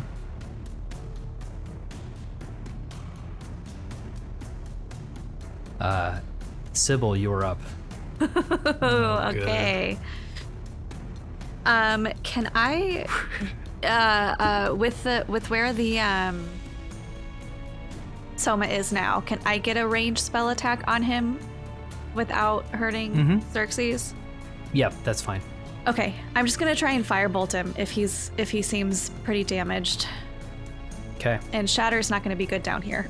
There's too many walls. All of our heads that- explode. Yeah, that's really good. What is my plus? It's a 19 on the die. Plus 7, so 26. 26 will hit. Good. All right. That's just 4 fire damage. He is still up, but barely. You cast the firebolt. Hits him. You can see the fire is hitting some of the mechanisms of his construct. The inner mechanism is just kind of starting to burn away, and you can see him looking pretty weak, pretty darn weak at this point. Anything else for your turn? I want to be like in between Elior and the rest of the group. I want to kind of spread out a little bit. If that, I don't know where everyone's arranged, if that makes sense. Yeah, you can kind of be behind them down the hallway. Is that you wanted to move down the hallway? Yeah, I just want to move a little bit further so we're not all like literally right in one spot. Perfect. Xerxes, you are up. Well, all right. Let's just try to spear this dude and hopefully end it, you know? Before our new guest arrives, before a new challenger approaches. Okay, all right. That's 22 to hit. 22 Yeah. hits. Hell yeah. Okay. And that is only 4 piercing damage. 4 piercing damage. It had 2 HP left. All right. How would you like to kill this, Soma? I mean, with your spear? if I could, I'd love to aim for his crystal when I go to hit him and just try to stab it like I'm right in his heart, basically. Just let him know he's stab dying it- a true death as I do it. You stab it into his chest, and you can see the lights kind of go out. You can see this Soma has some ability to make facial expressions and kind of smiles, kind of smirks a little bit as you can see it's activating that ability to consume its soul into its soul shard, and you push further and stab into that soul shard, crushing it, and you can see that expression go flat and the light go out. You kick the Soma down. And then, before we move, I mean, do we need to worry about this other guy who's just restrained up there and still has a turn that he can... I mean, he Out of can s- get out, out and of then we would sight. be Out of pincered. sight. Out of sight, out of mind, do you think? Okay. If we try to blockade the stairs, then we also blockade ourselves That's a fair point. from escaping. Yeah. Yeah. I mean, he is fairly hurt though, so Yeah. All right. And then we I just deal will- with I it when will we deal with just- it. I'll stay kind of relatively where I'm at then. I won't push forward too much because I want to hang back in case he tries to come up behind us and attack us while they sort out the business. This is sort of their thing, the twins, so I'm gonna let them kind of deal with this on the front and just Like hang it. back. Sable, it is your turn. So how is everybody doing on health now? Not I'm like- good. Well, I mean, I only have 17 to begin with, but I have 11. Okay. I think I can cast my bonus action first for Healing Word and then do a guidance cantrip. Is that correct? Oh no, because they're both like spells. Well, but a cantrip, you can do a cantrip and a level spell. You can do a cantrip and a level Okay, spell. okay. Yep. So I will do that. I'm going to cast Healing Word on Sybil. So that's 2d4 plus 2. So 4 and a 2, so that's 6 plus 2 is 8. Great. I'm back up to full.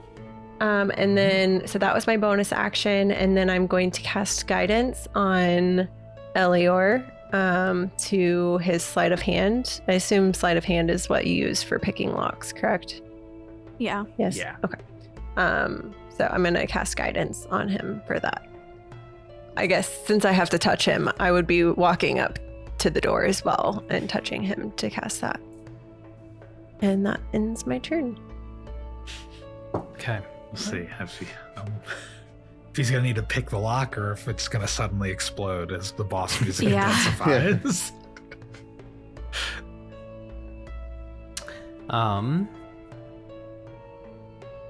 Oh, did you say my pasta's here that I ordered? Oh, let me open up the door. You hear from above you on the temple floor some movement and down the stairs. They went down the stairs. They're after the commander. And you hear some footsteps and look. You guys are all kind of on the stairs at this point. And whoever is on the stairs still, I think that's just Xerxes on the actual platform. I of the stayed like stairs. right there, but right by the corner at least to sort of guard the rear. Yeah. You see a woman come into view. A woman in drab clothing that stands at the top of the stairs and says, "There!" And she points with one finger at you, and you see Tresha, the woman with the mirror who desperately wanted to come with you, stands at the opening. She stands next to a blank eliminator, his force blades extending from his gauntlets, and a new trophy hanging from his hip. The head of a soma covered in scratches and etches like tattoos. Well, well, well. If it ain't the rune rats that scurried out the window. Thank you, Tresha. Your commitment to the Nameless will not be forgotten. And he takes his force blades and he steps forward. Elior, it's going to be your turn, and you just heard some commotion from behind you.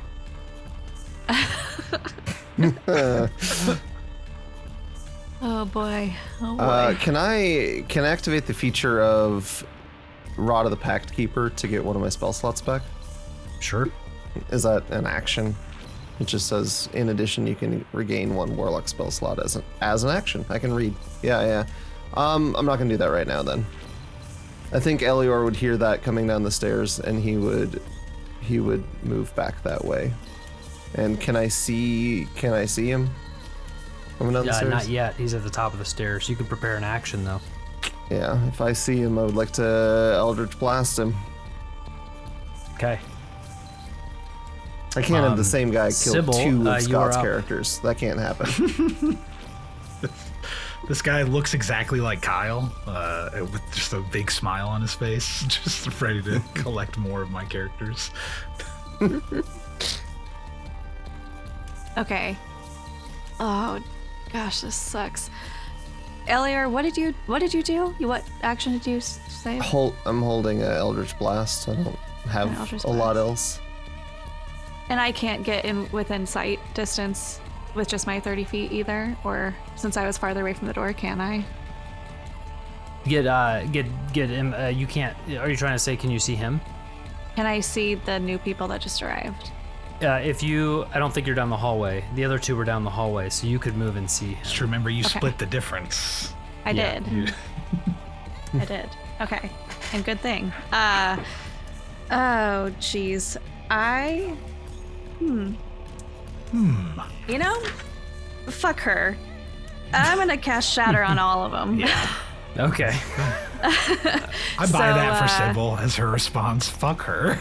Yeah. We knew she was trouble. Yeah. We So knew she was they- trouble when she walked in. they're not constructs, so it's just a flat roll, but it's a con save. My save's 15, and they're gonna at least take half damage. Okay. He gets advantage on this spell saving throw because he has magic resistance. Jerk. That's a nat 20. Of course.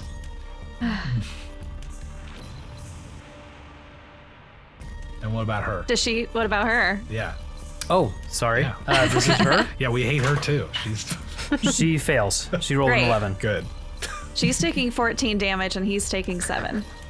Or Okay, great. Again, that silent shatter reverberates. He takes some damage, and you can see her body gets thrown against the wall, knocked into the wall. Her skull seems cracked open, and her body falls lifeless on the ground. Great. She says, "You couldn't see it, but that was me." And that's her. They Yeah. weren't standing next to the last guard, right? They weren't standing next to the red one. Oh, could I still have gotten the restrained? soma that was down too? Oh, yeah, Or what's that's the range on Like 60, and I have the extra range thing, so it's 70, I think. Yes, okay. Well, no, I'm sorry. The radius on the shadow. The radius. Oh, sorry. Yeah. 10 feet radius. Yes. How much damage did he take? Well, he fail? It's a con save. Would he Yeah, still he's roll? restrained. Oh, it's a con save. So yeah. But it I was suppose he 14 can roll. damage. Yeah, it's either 14 or 7. Yeah, if he Either 14 or 7. He has Yeah. 7 HP left. It doesn't matter. Hell yeah. You can see, and the chandelier moves. That soma is dead and gone. The one restrained by the. Okay. Good work, Sybil. Way to by the go. chandelier. Good shatters. That feels very nice, but I am now out of leveled spells. Well, it's fine. Me too. Okay. Xerxes, you are up. Oh, sick. Okay. So he sees this dude who has Etch's head on his shoulder.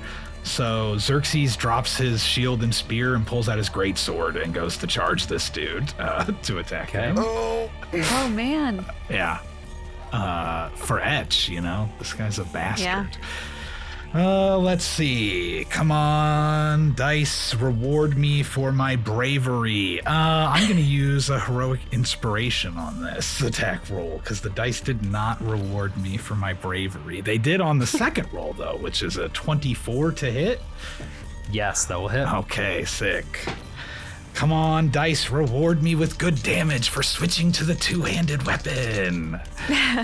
That is 8 plus 3, 11 damage, slashing damage. 11 slashing Yeah. damage with the greatsword hits the eliminator. Not magical, also, so, fuck him. Is that anything else for your turn? No, that will be all for me. Okay, the Eliminator takes out his force blades, these blades that just extend out from his gauntlets, and he's going to make 2 swipes at you, Xerxes. Mm-hmm. This is the guy who only rolls natural 20s. But I have the armor. That's a natural 1 on the first one. Hell yeah. For Etch! And a total of 7 on the second one. Both Yes! miss. Great. So yeah, the Eliminator swipes at it with its force blades, misses twice on you, Xerxes, and we are back up to Sable's turn. I'm more concerned about the commander at this point. Like, I know my friends have got this, so I'm gonna try to pick the lock. Okay. Go ahead. I don't have the guidance, which I gave to my brother. Do you have thieves? Do you have like thieves' tools? Let's see. Are you a? That's a good point. Yeah, Yeah, you're I have a criminal you're a criminal, background. so yeah. Let's have you pick the lock. Go ahead. Okay. You can borrow my thieves' tools. Just take them out of my pocket while you go. There you go. Oh, that's terrible. I'm gonna use my heroic inspiration because I'm so ready to pick this lock. You have That's a a plus nat 4 to 20 this on roll. the second. Nat 20? Incredible. You pick the lock on this, figure out the gears, and click, it opens. Do you go right into opening the door?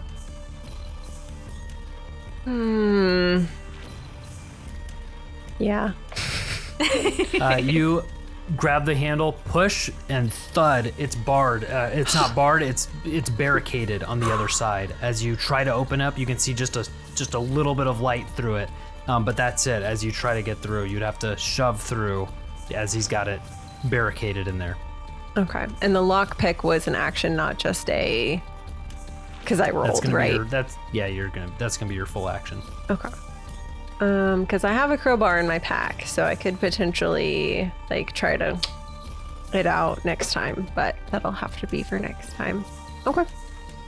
I think I'll move up 15 feet up the stairs, so I'm not visible like to the new enemies, but I think that would put me next to Elior. Is that correct, Elior? Are you? I think Elior was. I right was right next to you. I think it but- might He was at the door. Maybe would put you into the space where Sybil used to be before she moved. Okay, yes, the halfway in between the first landing and the door. Okay, Yeah. yes, that is where I will go. I think my instinct is to get in front of my brother for the ongoing enemies. So, Okay. Elior, you're up. Can't really do much of anything if I'm not over there.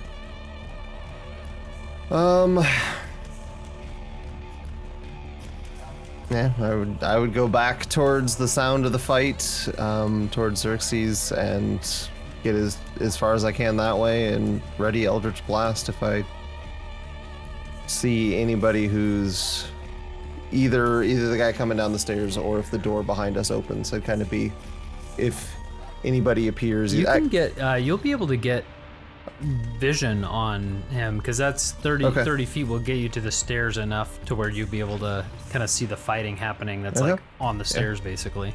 I would remember what happened to Etch and kind of push past my sister who's maybe trying to stop me a little bit, trying to protect me, and Eldritch Blast. That's Okay, about all I go can ahead. do right now. 23 to hit. 23 will hit. All right, that is 1d10. That's an 8. 8 force damage. Okay. Fire off an Eldritch Blast, feeling that hatred. Bam, hits the Eliminator. Anything else for your turn?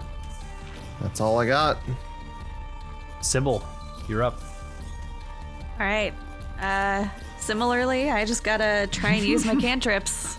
See what we can do. Chisel him down. Chisel him down. Yep. All right. So it's a +7 to this roll. That's a 19 to hit. 19 will hit. And it's a D10 of fire damage. So let's go. It's another 4. Okay. 4 Anything fire else? damage.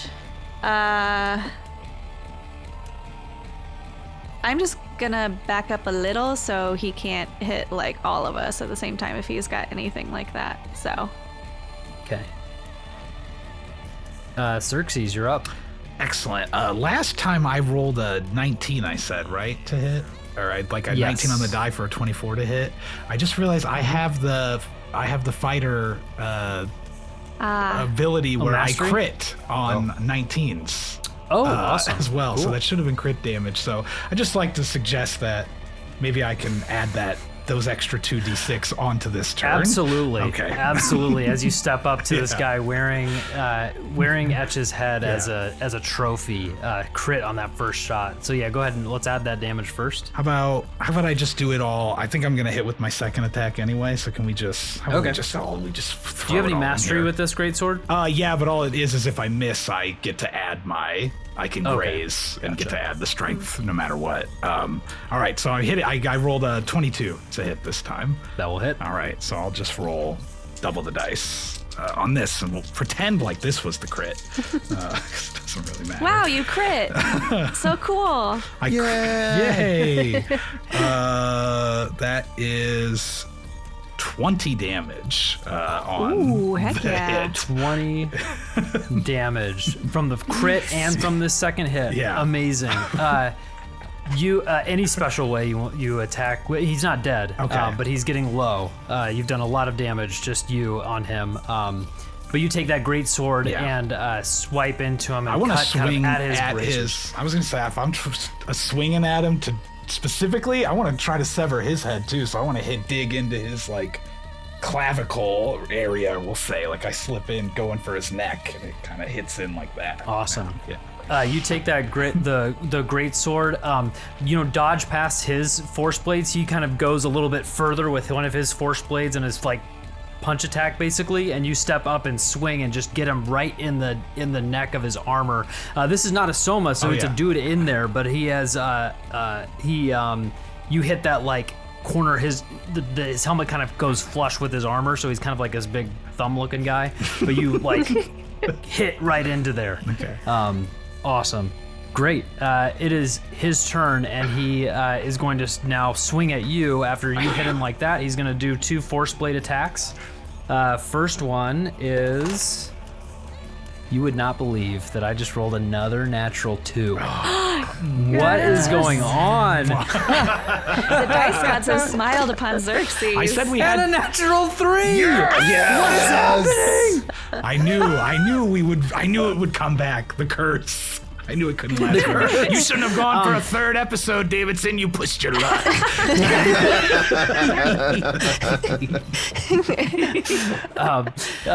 Hits, misses just with that hit on his neck, jarred him so much. He's trying to swing and just like steps forward and tries to stab right in your gut, and you dodge right out of the way as you square up for probably another hit. But that was his turn. Sable, you are up. I think my best bet will be to do a ray of frost at the door, because my unarmed strike is like nothing. So I'm gonna attempt to ray of frost the door, hopefully freeze it open, I guess. That is a 19 plus 4, so 23 to hit. 23 will hit. And that is 1d8. That was a 1. Oh no. 1. You freeze the door real good. It's cold. Real good. Oh goodness. It's cold, okay. but it doesn't open any further. It doesn't seem to. You don't even get any more vision on just 1 point of damage there. Okay. I'm gonna... Do I hear what's going on with the fight up there? Can I hear them like landing blows and being successful? I'm not sure if you'd be able to tell. When I've been yelling who's out, being another successful hit after all the Yeah, I think because I don't know that they've almost killed this guy, I think I would stay where I'm at for now. Okay. Yeah. Elior, you're up. Look, I got 1 move, but you play the hits when people show up, you know? All right, Eldritch Blast. Play Freebird. Exactly, yes. We're opening and closing with it, okay? Natural 20, baby. Yeah. Wow. Natural Here 20. we go. I had so many crits this game. I know. Yeah. The dice gods really just completely flipped on Kyle. It looks like you're happy with the damage. First one was an 8, second one was a 2, so 10 Hey. damage. That's Still. still pretty good. 10 damage. You fire off this Eldritch Blast. You're drawing off this power you're getting from this patron, this kind of like this intense almost hatred that you're drawing upon.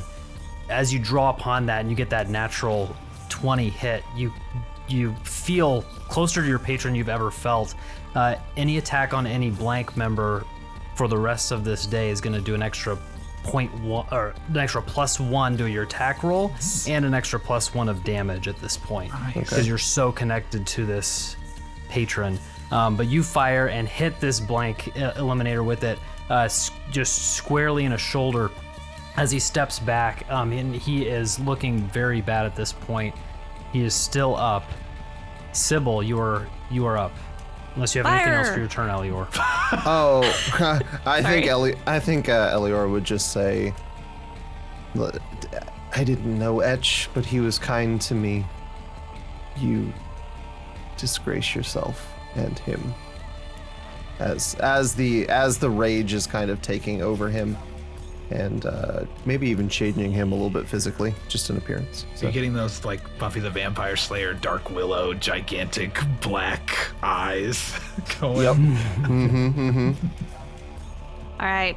I'm going to try and hit with some fire, and that's definitely going to hit. That's 21 to hit. Yeah, and that'll that's hit. 9 damage. 9 damage. He had 7 health left. Yes! Yeah. Sybil, how do you take care of this blank eliminator? I think she lets the fire show this time, instead of making it invisible, so that she just looks straight into his eyes while it's happening, so that he knows exactly who's doing this, and just lets the fire free from her hand. Incredible. The fire goes and you cast it. This firebolt hits the eliminator, hits it right in that spot, that cut where Xerxes had made with his great sword. The fire kind of goes in and hits him and hits the human inside, and you just hear a scream and a fall as this armored individual falls and falls flat on the stairs and kind of rolls down the stairs a little bit. And as that happens, you wait for a second to hear any other voices, anything else that's going to come from upstairs. And all is quiet as you look at the eliminator dead on the stairs, Tresha dead on the floor, the Soma dead on the temple floor above you. All is quiet in the temple and the hallway beneath it. At the end of the hallway is a door, just cracked open, but barricaded from the inside. Earlier, Sybil or Elior, you spoke and heard the voice of Commander Bronson inside that room. What would you like to do? Are we out of initiative?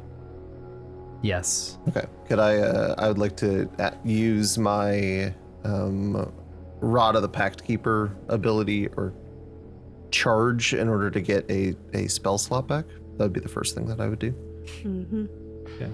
So I'd just like to know, I would collect Etch's head to give it like a burial or something, or put it back with his body, or whatever, if I could.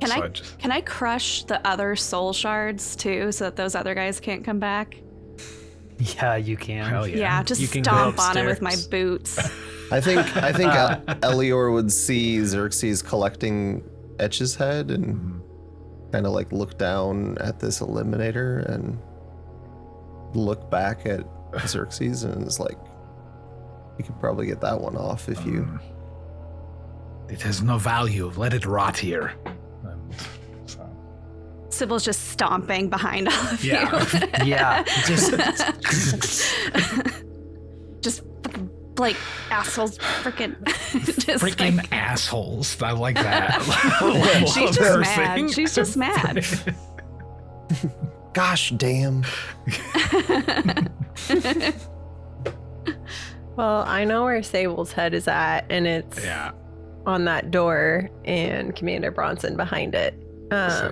So I don't think she's gonna care at all about the people and looting things up ahead or up behind. I think she's gonna go back to the door and try to just break it down whatever way she can. So I don't know if she'll just cast another ray of frost against it.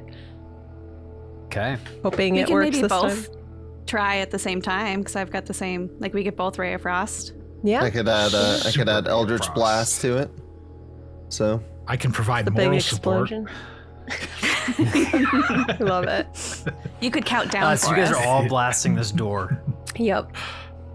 At the same time. Incredible. 3, Okay. 2, 2? 1. Oh, that was terrible. I was about to say I missed the door, but that's not true. That was a 20. Mine was a 9. The door has an AC. Oh, go ahead. Oh, I was just gonna say I got a 14. 14. Yeah, door hasn't had an AC of 5. And so you're all 3 able to hit. Apply your damage. 6. 6. 6? Whoa, the number of the beast! No! It was crazy. You summon Xerxes a lot. Oh, God. Yeah. But he's on our side because he likes magic. Yeah, that's true. It's actually a good thing. Way to go. 1 is going to be Sybil, 2 will be Elior, Uh-oh. and 3 will be Sable. Okay, good. Okay. And that was a 1, which was, I said Sybil, right? Sybil. You guys blast this door. It explodes into shrapnel. You can see it pushes the this big like table that was in front of it too, pushes it down, and you see on the other side of the room a man with a kind of heavy-looking sword strapped to his side with this glowing blue arcanile, as well as this dangerous-looking firearm that kind of connects to these glowing canisters on his back. You see him aimed at the door with a held action, and he fires at you, Sybil. Yeah. How far away were you from the door, Sybil?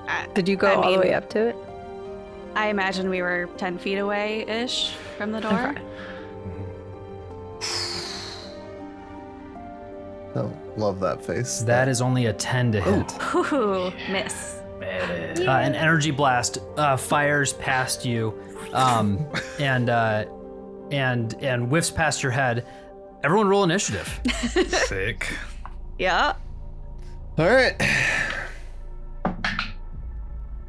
Can I have said that I in that moment in between I would have put the greatsword away and switched back to the shielded spear or whatever? Yeah, that's fine. Downtime? Okay. This isn't the time to use heroic inspiration, right? It's probably not. Okay. I don't know. Could be. Sybil, your initiative. A nat 20 for a 22. Incredible. Sable, 11. Elior, A nat 2 for a 4. Sorry. I was trying to follow the same rhythm and I messed it up. Xerxes. A 14. Okay. Sybil, you are up first. As you look into this room, you can see him at the back of this room, Commander Bronson.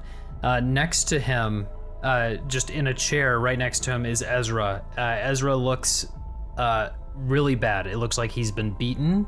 He is wrapped, tied up to a chair, completely restrained, but alive, sitting next to where Bronson is. You are up first. Okay. How far am I from them? You are 30 feet to the back of this Great. room. I want to go up to Ezra and take out my dagger and try and cut at least like his hands free. Oh, okay. You run up to him. I want to be and- on like if it's possible to not be in melee with the guy. I would love that. That will not be able to happen. Oh, you will have to dang. be in melee with him. I can't to be on get like to the other Ezra. side of the chair or something. Okay, that's No, what I was imagining. There's some, junk against the wall. Like it's, Oh, you can see this. It looks like there's kind of some boxes and things around the room, around the outside of the room. You can see a lot of papers in the room. Just kind of like around. Looks like there was probably stacks of paper on this table that he used to barricade this room. But yeah, at the end of the room, to get next to Ezra to cut his ropes open, or to bind him would be an action essentially. Yeah. But you would be in melee with Bronson. I don't think I can do that then, because literally all my stuff is ranged. I can't put myself at disadvantage. So I am just going to try and firebolt him from here. Okay. That is a 23 to hit. You cast the spell, and you can see his armor start to activate, the arcanile flowing through his armor. And as you go to cast it, are you doing so? Real quick, you have the ability to do this without being seen, right? Yeah, Like completely without being seen. completely. Okay, never mind. Oh, Go Okay. ahead. Great. that's cool. So, yeah. His armor 7 probably doesn't fire do anything damage. if you try to cast spells at him, guys, and he sees it. He probably doesn't have a reaction or anything like that. For nothing. Nothing at all. 7 damage. 7 damage. He takes that 7 fire damage. Okay, anything else for your turn? No, that's it. Xerxes, you're up. Cool. Am I also within 30 feet? You are. Cool. Yeah, I will go in for that melee range. You know me. Okay. And I'll take I'm the only one who's probably going to get up in melee. I'm the only one who would have the ability, really, to use a turn to try to free Ezra's hands. But if I hit him with my spear, I also give him disadvantage on his attack, which is a pretty good thing to have. Uh-huh. I don't think Ezra is going to be able to help us in this Yeah, fight. he seems so like I he's don't pretty think bad, so I freeing think that him- my instinct would be to just go in and try to attack. Try to Okay. stab at him. Go ahead. And that instinct did not pay off, because that's a 9 to hit. So, Okay. say that probably misses. 9 will miss. Yeah. Not heroic inspiration? I already used it. You used yours? Okay, Yeah. sure. So, Can I give him mine? Oh, thank you. I'll take it. Yeah, okay. Cool. You know what? I But now rolled you again, are and right it was in the another front of 4, it. so it was a 9 to hit, no matter what. That was Even that if you was tried a to give joke. it to me. I know it was That a was a joke, joke. but it would have still wouldn't even. No. If it would have succeeded, it wasn't a joke. Though. I gotcha. Yeah. You run up to him, try to stab him. He's more deft than he looks with all of his armor on, and you miss. Anything else for your turn? No, nothing else. Just Okay. chilling. Okay. It is his turn, Cool. and he. Actually, Sable, your initiative was an 11. It Yes. was. His initiative was an 11. Let's do a roll off real quick. Just a flat D20 is We fine. need like 16. specific roll off metal music. 16, unbelievable. Yeah. Another roll off because he rolled a Oh. 16. That's without my initiative modifier. Double roll. correct? And now I'm gonna put 2 eagle Yeah. We're just gonna do a screams. flat roll Yeah. for initiative. Yeah. Another roll off. I think you're going to win this one. He dropped it, so he Well, loses he automatically. dropped it, That's and an the rules automatic are if fail. it drops, it's an automatic nat 1. That's what we said before. So. Well, he rolled a 4. 3. Okay, it is his turn. He brandishes this large sword that starts to hum and thrum with this arcanile energy. This blue light just kind of lit up across this sword, and he is going to attack you, Xerxes. Cool. That is a 17 to hit. Ooh, good thing I put my shield back on, because that misses. Yes. Yeah, buddy. And second attack he makes is a 20. Yeah, that's gonna hit. Okay. You first take I like 5 points of slashing damage. nothing. Normal, just normal damage. Totally fine. Why'd you say first? What It was was that? first What was and that? only take. Yeah.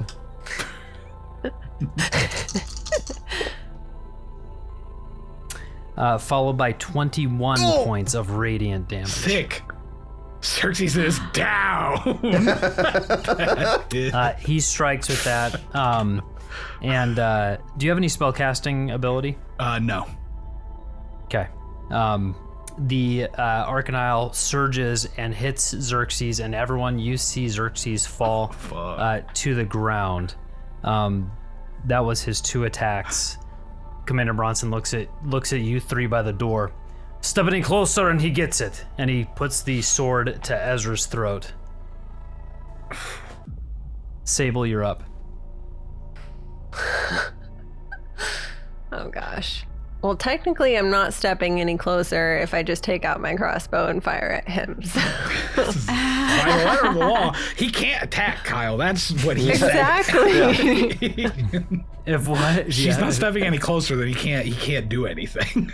That's the deal. Yes, that's of course. That's the letter. He seems like the type what to he keep his said. word. He seems like the type. I mean, I feel like any damage I'm going to do. I mean, I have to try, right? Like, we're not going to run away with our friend that just went down. And you know what? Never mind. Never mind. I don't want to kill you and avenge my dead parents. Okay, I'm going to take out my crossbow and shoot at him. Oh boy. The bad rolls. No. No. That's 8. Oh, no. 8 will miss. Okay, that's great. Is there anything I can hide behind in the room? Not necessarily to try to take the hide action, but to get like cover. If you want to get into the room, there's a broken table on the ground that you can use as half cover. Okay, I will. Well, if I step into the room, he's gonna stab. I think that firing at him was, I don't think he's actually doing the letter of the law thing. Like Okay. And I think that your character would know enough that he meant Okay. attacking. My character's a little smarter than me, so I'm gonna use the table to, get half cover. Okay. So while you have half cover, you have +2 to your AC as you're behind that. Anything else for your turn? That'll be it. Elior, you are up, looking in this room, seeing Commander Bronson hold his sword to the throat of Ezra, who seems pretty out of it. What would you like to do? I think Elior would say, let them go, Bronson. This town isn't yours anymore, and your past has come back to haunt you. And as he says that, he is going to cast Mirror Image on himself. And that darkness that you've seen forming around Elior is finally going to have like its really like full manifestation. And it's the wraith that's like holding the lantern out, like that kind of like image of like an all dark wraith with a lantern, and you see 4 of those where Elior was, and that's what Elior looks like now, and he will take a step forward. So you're into the room? Maybe like right at the doorway, not that people couldn't pass, but like if just it's more of like a theatrical step, more than it like he's basically saying, I'm not afraid, I'm not backing down, and I don't want to like block anyone's passage if they're trying to move, you know. When I say anyone's, I don't want to block Sybil's passage or Sable's passage, essentially. That is pretty much all I've got. Sybil, you are up, and then it'll be Xerxes' turn. Or Xerxes, you'll be making some death saving throws.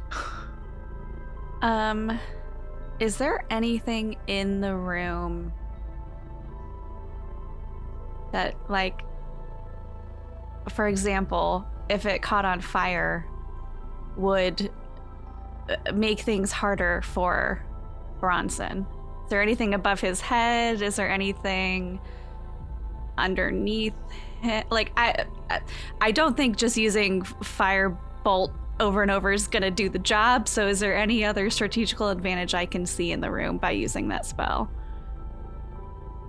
You can see some various wood scattered around the ground. You can see, interestingly, the left wall is there is like wood paneling on the left wall, but nothing like, nothing explosive, nothing that looks like a keg of gunpowder or anything like in there that would light on fire necessarily.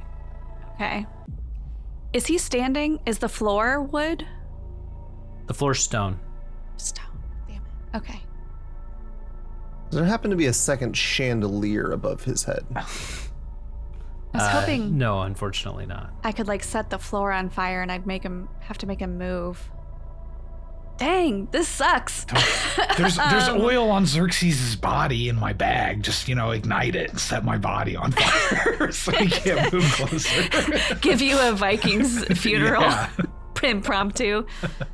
Gosh.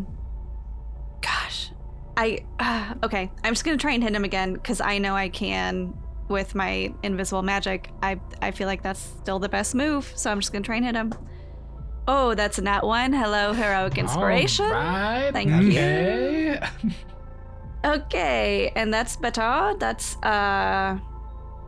dirty 20 to hit.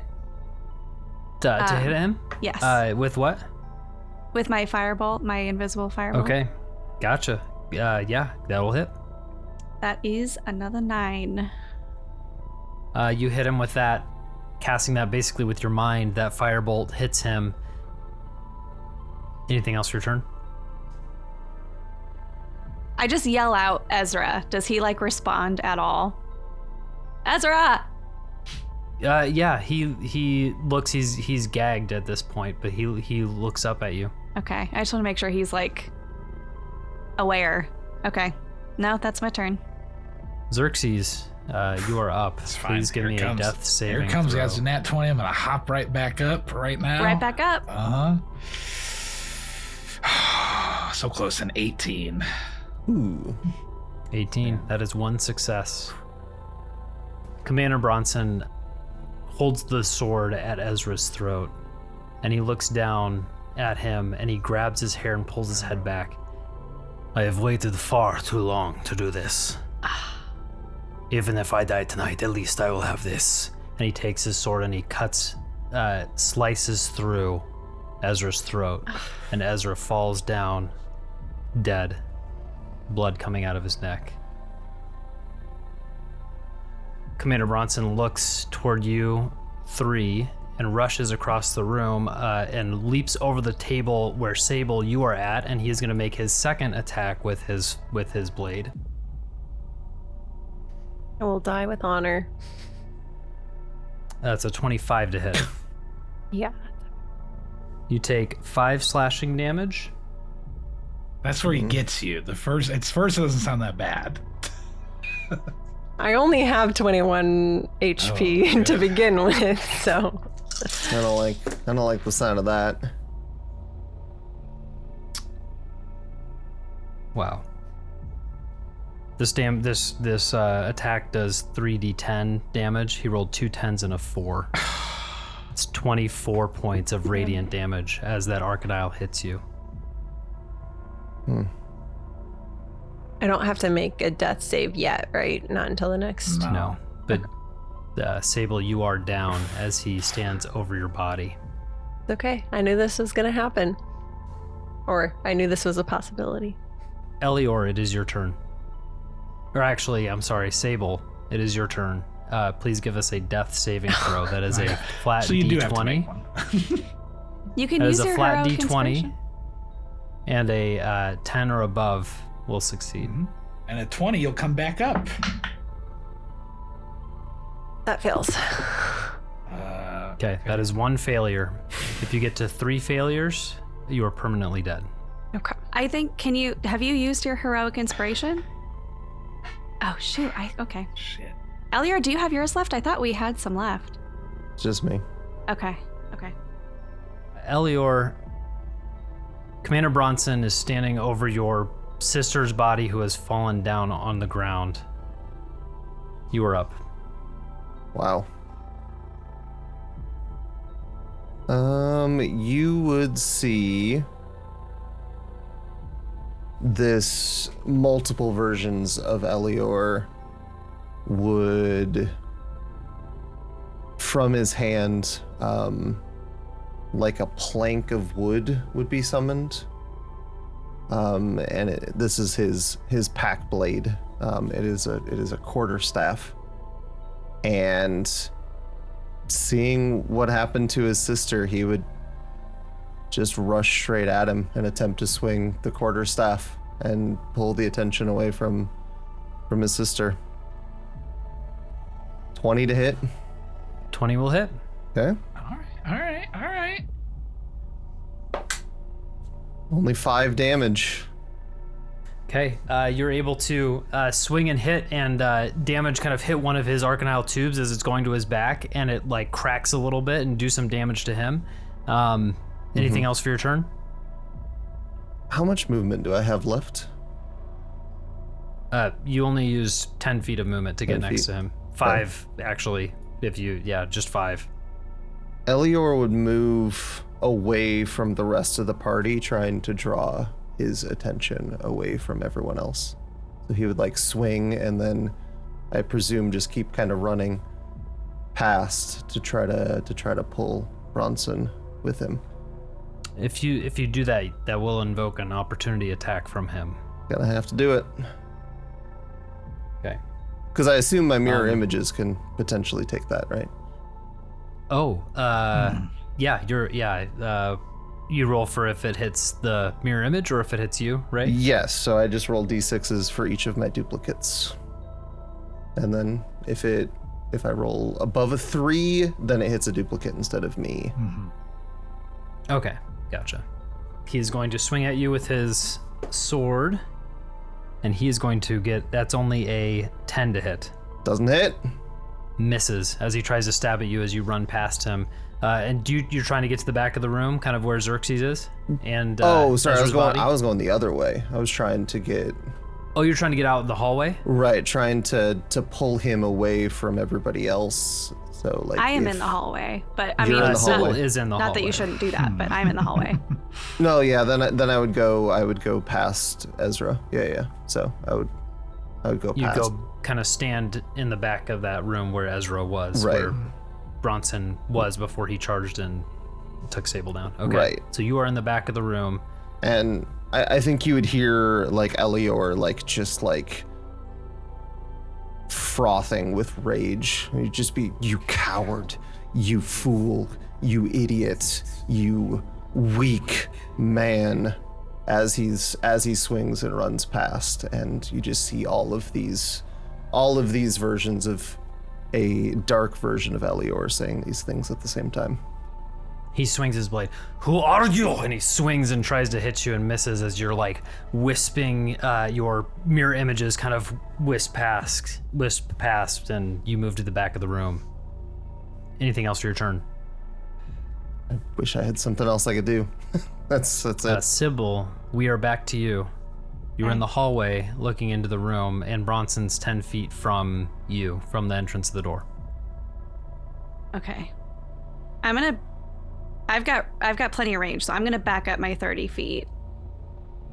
And then shoot a fire bolt at him.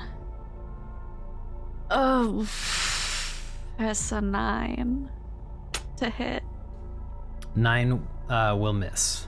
She is frantic. It's not looking good, guys. Yeah, that's her turn. Xerxes, if you could please make another death saving Here it throw, comes. please. Here's that nat 20. Here it comes, folks. I will it 20, into baby. existence.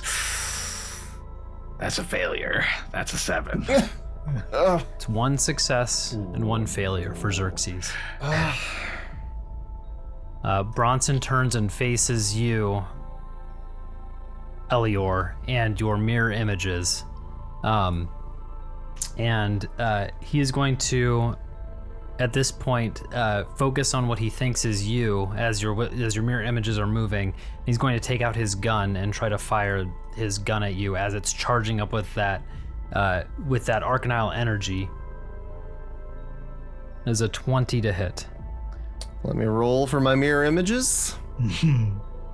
Come on, mirror image. First one's a 6. So Nice. I'm good. Hits one of the mirrors. So it hits one of the mirror images, so you're down to 2. I have 2 more. Okay. He fires this powerful gunshot, takes out one of your mirror images, and he goes to kind of this gun like starts to recharge on its own. That is his full turn. Nice. We are at Sable. Sable. Sable, please roll us a death saving throw. That was a 19, so Oh, That's Success. success. 1 So failure, close. 1 success for Sable. both just teetering here. Quick rules question. We can't do anything without a healing potion to help death saving throws, right? Not. If you had any healing spells, or so you can do a medicine check. So you can do a medicine check to try and stabilize somebody. Xerxes has not that anybody would know, but I do have a healer's kit in my inventory, which lets you stabilize somebody without the need of a medicine check. I think that's fine to say that you guys know what each other have. Okay. Before going out, you would have shared all of your tools you had to use. Costs an action yeah. To do it, but you can at least stabilize somebody if you want to. So does a medicine check for this. So that would be an automatic success with the healer's kit. So it doesn't bring them back up to conscious, but they don't have to make death saves. Yeah, it just brings them back to 0. So it doesn't really help you guys at all in this moment. Would help your sister from dying, though, which I assume is If probably that's a what priority, you want. then you could maybe grab the kit and use 1 turn on her. But I wouldn't can't necessarily imagine, though, recommend it on taking old the kit. Expendable over here. Taking the kit off of Xerxes and then not using it on Xerxes. And I feel like using it that's on perfectly yourself. fine. Elior should Sounds do like that. brotherly behavior to me. Yeah. It's a tough Elior, world. you are up. I think I got to do something about that Arcanile. I think I'm swinging with the quarterstaff to try to hit that Arcanile. Can't that Arcanile that's on his back. So can I get to him and then move around him to try to hit those Arcanile canisters in any way? I don't think that there's a meaningful way to allow that to Okay, that's fine. to happen. I do. Why don't you try? Yeah. So if you want to attack the canisters on his back that are fueling his weapons, both of them, then yeah, you can certainly attempt that. I assume if I hit these, does it just damage the canisters instead of damaging him? Because maybe that's not my best move.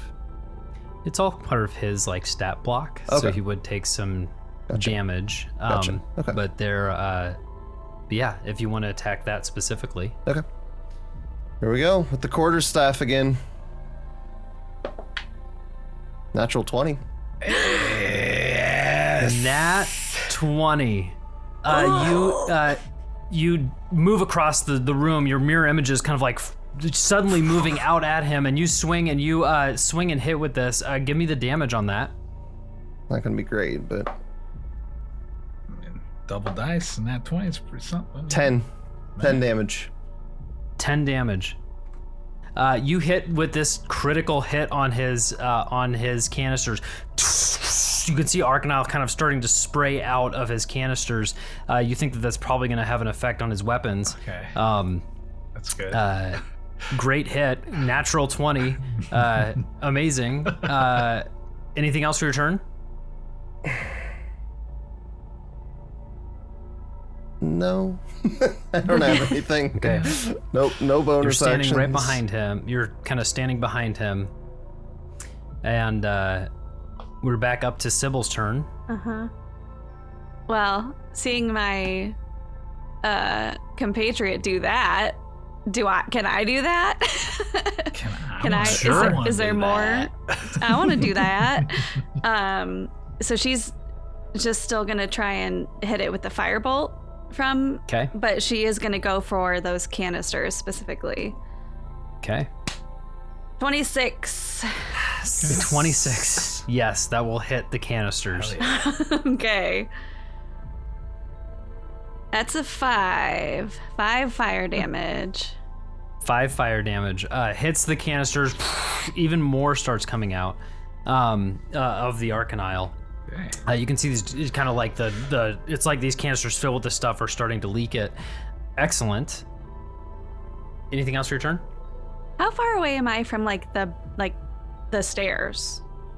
The stairs out? Uh-huh. You're real close to them because you moved the full 30 feet. So you're right there. I'm just asking because I have 120 feet range for firebolt. So how far away am I from everything right now? Yeah, you're 40 feet from Bronson. I'm just gonna move 10 more feet back. I think that's gonna be like on the stairs. You will lose vision. Okay, I just want to move Like at that just like distance. 5 feet then, if that's still in the hallway. I just want to be at the back of the hallway, As essentially. far away Okay, as a that's person okay. could be and still have vision. Yeah. Okay. That is your turn. Sybil's turn. Xerxes, another death saving throw. You have 1 success, 1 failure. A natural 20 will get you stable.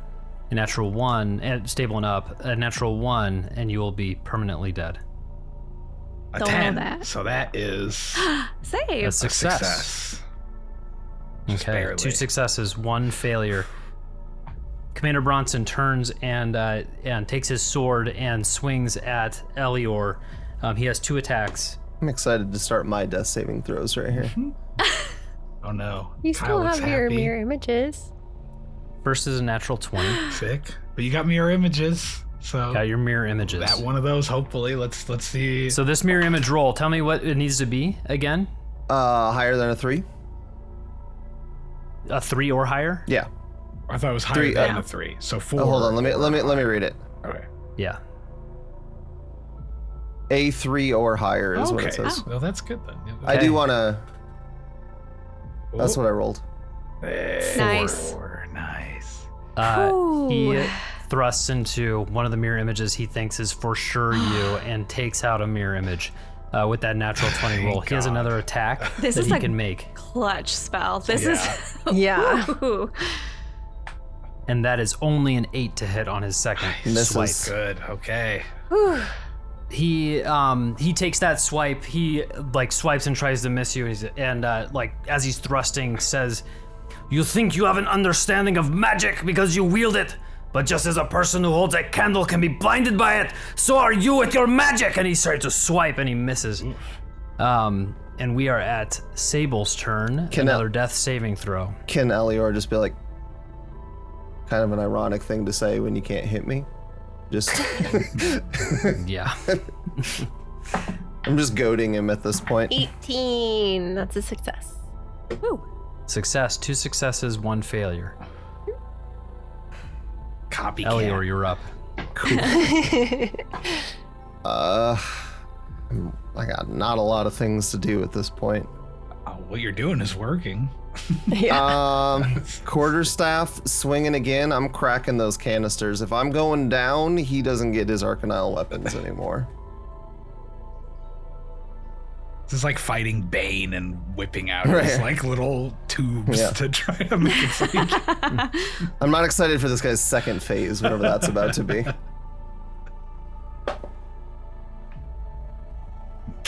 Heroic inspiration. Hey, all right, let's see. Okay. They're all gone now. Thank goodness for those. Mm-hmm. 22 to hit. 22 will hit. 7 damage. That's not bad. 7 damage. You hit. He takes that 7 damage. No more Arcanile is coming out. You didn't crack it anymore on that hit, but he did take that damage. Okay, back up to the top at Sybil. You are up. It's what I got. Fire. Oh, 15. 15 will miss. Oh, damn. Oh, Well, It's all right. It's all good. that's my turn. I'm about to crit and come back up, so it won't matter. Xerxes, you are at 2 successes, Yeah. 1 failure. Go ahead and roll.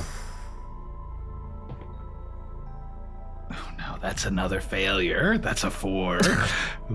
Another failure. Xerxes, you're sitting at the precipice of life and death at this moment. As you are between 2 worlds, is there any specific places Xerxes is at? I think back to when let's say he living with his elf father in just like a humble sort of shack in the woods when he was a young boy before they got separated and the blank did what they do to him. Okay. spending that time with your father, seeing a light ahead that leads to the beyond, but feeling still rooted in this world. We move on to Commander Bronson's turn, as he is still fighting Elior, this magic user with these mirror images around him, and he's going to take his sword and swing. I think this is it for me. Let's see. That is a 17 to hit. And all right, here we go. Come on. My last mirror image. Yeah. It's a 6. Okay. 6. Your mirror images are down. No. The cowl is away, and you stand alone against Bronson as he takes up his sword, kind of squares up and thrusts at you for a 9 to hit. Misses.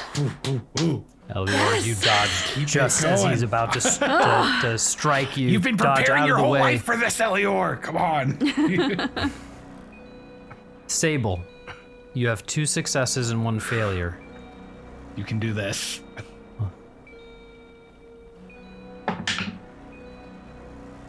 That's failure. 3. Fuck. Stop Guys! being Scott! Fuck. Yeah, I know. I can't Sable, help you it. sit with 2 successes and 2 failures. Where do you think Sable is in this space between life and death? Sable is remembering the happiness and the joy that she was feeling with her brother and her family as she played hide and seek just moments before her family was taken away from her. And she remembers her dad even giving her a nudge and telling her where Elior was hiding, and how much it made him giggle that he was a part of this. And so she's just remembering those last good moments with her family. Elior, you are up, and you stand alone against Bronson with Sybil at your back behind down the hall. And if I try to get this healing kit and help someone, I'm leaving his range. I'm taking an opportunity attack. You would be. Elior's gonna fight to the last. Just in case this is the last attack that he gets to make, Elior kind of holds the quarterstaff and is like, "Do you recognize this? This is the wood from the door that you kicked in when you killed my parents." And he's swinging for the fences. Yeah, Ooh. go ahead.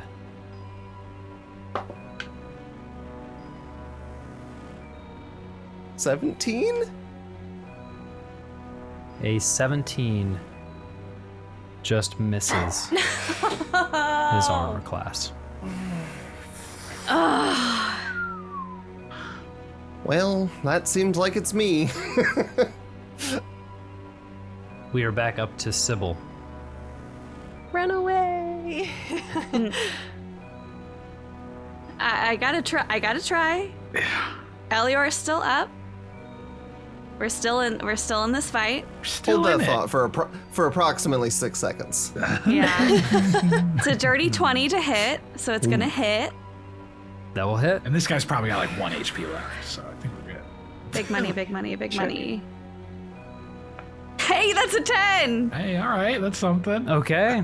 So 10 fire damage. How's he looking? Okay. Kyle? I don't know if I want to know the answer to that Yeah, I question. don't think I really want to know either. There's a dent With in that his fire armor. damage, he is looking bloodied. With that fire damage, he's looking bloody. Uh-huh. That's good news.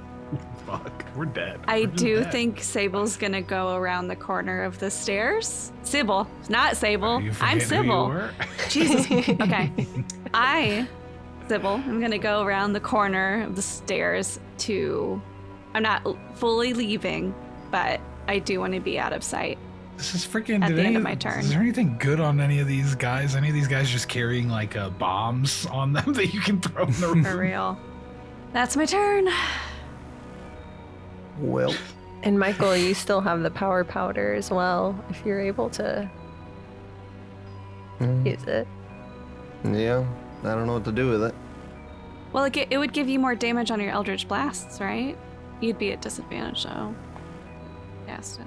Everybody else has some kind of like resistance to magic. I'm just not confident that casting anything at this guy is gonna go well for me. Yeah, that's fair.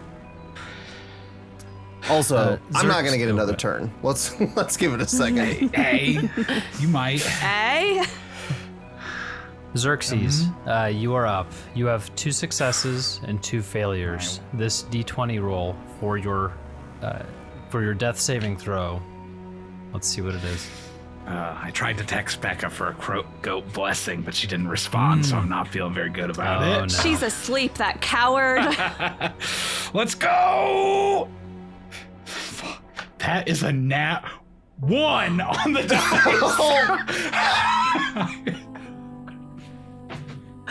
Oh my gosh. Scott, no! Scott disappeared. Fuck. Oh. Xerxes, in this place between life and death, spending time with your father. Yeah. He holds out his hand. And I'm very young and- in this. I'm like, this is like earliest memories he has type of shit. He holds out his hands and he smiles, and you can see his elf ears that you've grown to have a Resentment. contentious relationship with, a resentment to, as it labels you as one of these magic users. And he looks at you and he smiles, and he puts out his hand and says, "It's time to go."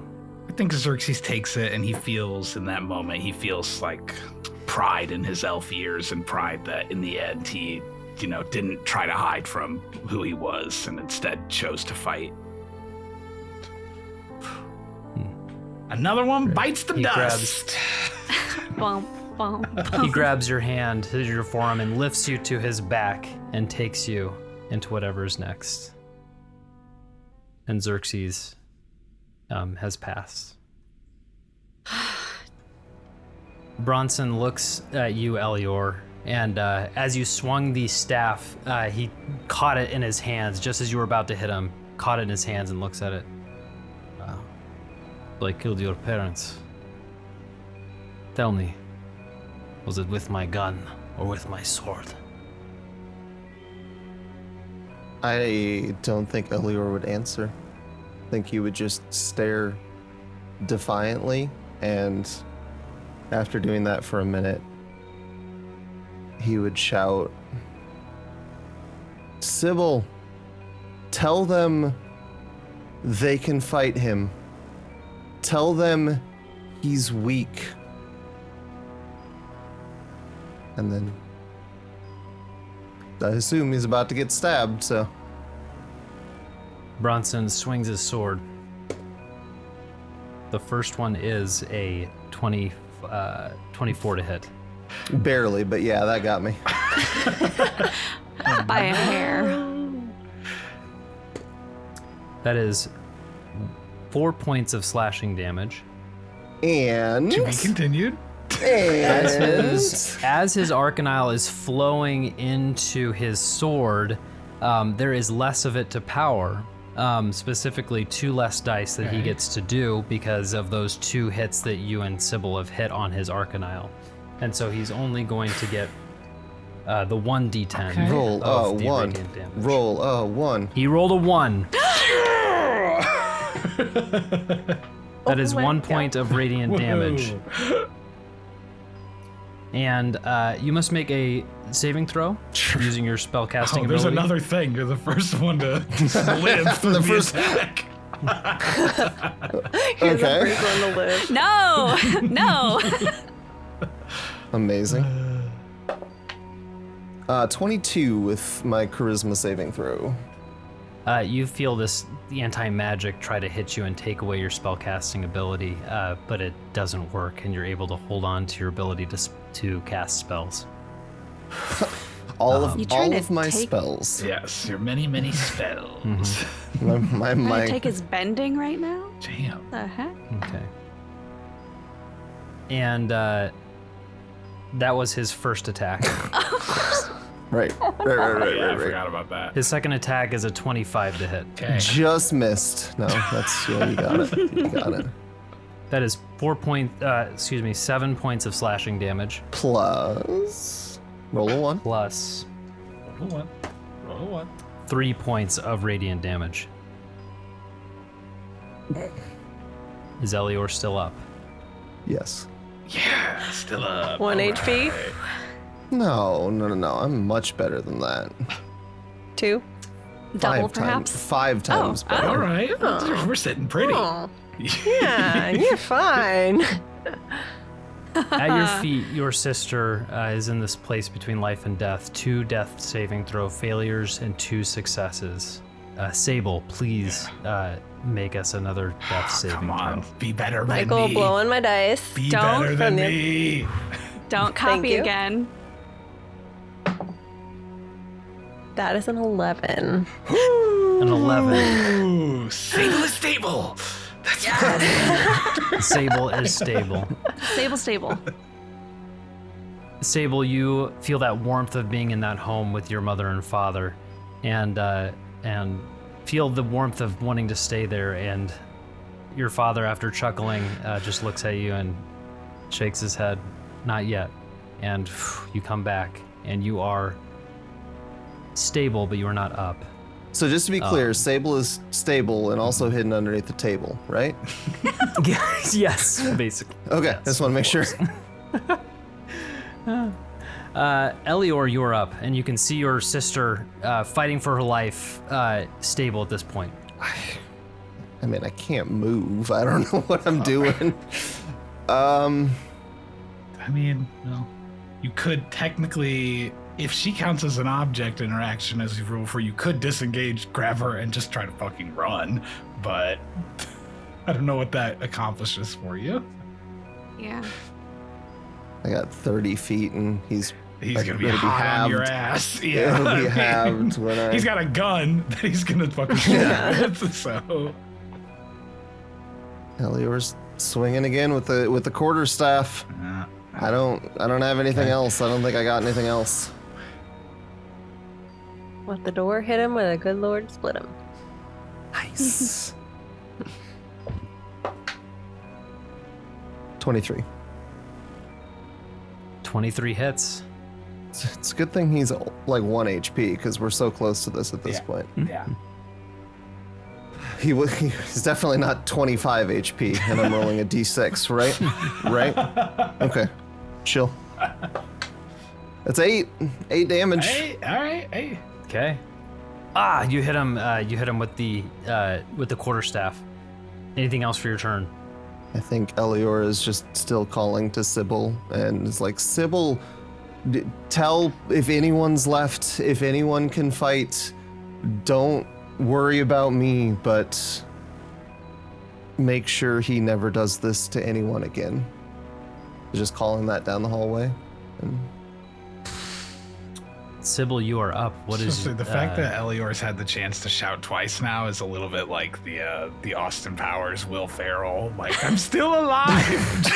Why won't you die? Oh, man. I didn't expect to get any more. I know. more turns. Oh, I'm still if here. I'm All up. right, I guess I'll say something more. Okay. I just went around the corner, so would it cost movement to like peek my head around and see what's happening? No, you can see what's happening. Yeah. Okay. If I see Elior is still up, but a little bit, maybe on death's door a little bit, I'm gonna stick with what I've been doing. I'm gonna try and hit him with the firebolt. Chipping away. Nope. No. No, it's a 12 to hit. Oof. 12 misses. I do think I'm going to take my 30 feet away. I can come back if I still hear you calling in another turn. But I am going to move 30 feet away. Do I see anyone else coming as I start to tentatively retreat? You go up to the top. You go up to the main floor of the temple. You don't see any more soldiers up there. You can, there's no activity on the level of the temple. Okay. All right, that's my turn. Okay. Commander Bronson looks at you. This world isn't yours. The time of magic is done. You'll never survive your own corruption. 18 to hit. Yep. That can't be good. You just have to roll 2 ones, Yeah, and then I'm roll okay. some ones. On the first slashing damage, that is 7 points of slashing damage. I am down. As he hits you with this, he stabs into you and kind of holds on to your clothes and brings you close. I would tell you to say hi to your parents, but there is nothing after this. Life ends in death, in quiet, in silence. Your body will be burned, along with your sister, and returned to the earth. The memories of you and your parents will be lost forever. They do not await you in death, and you leave no mark on this world.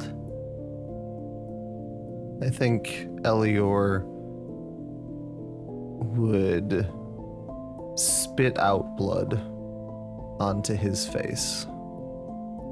And then, as he does that, before he falls to the ground, just like this bloody smile.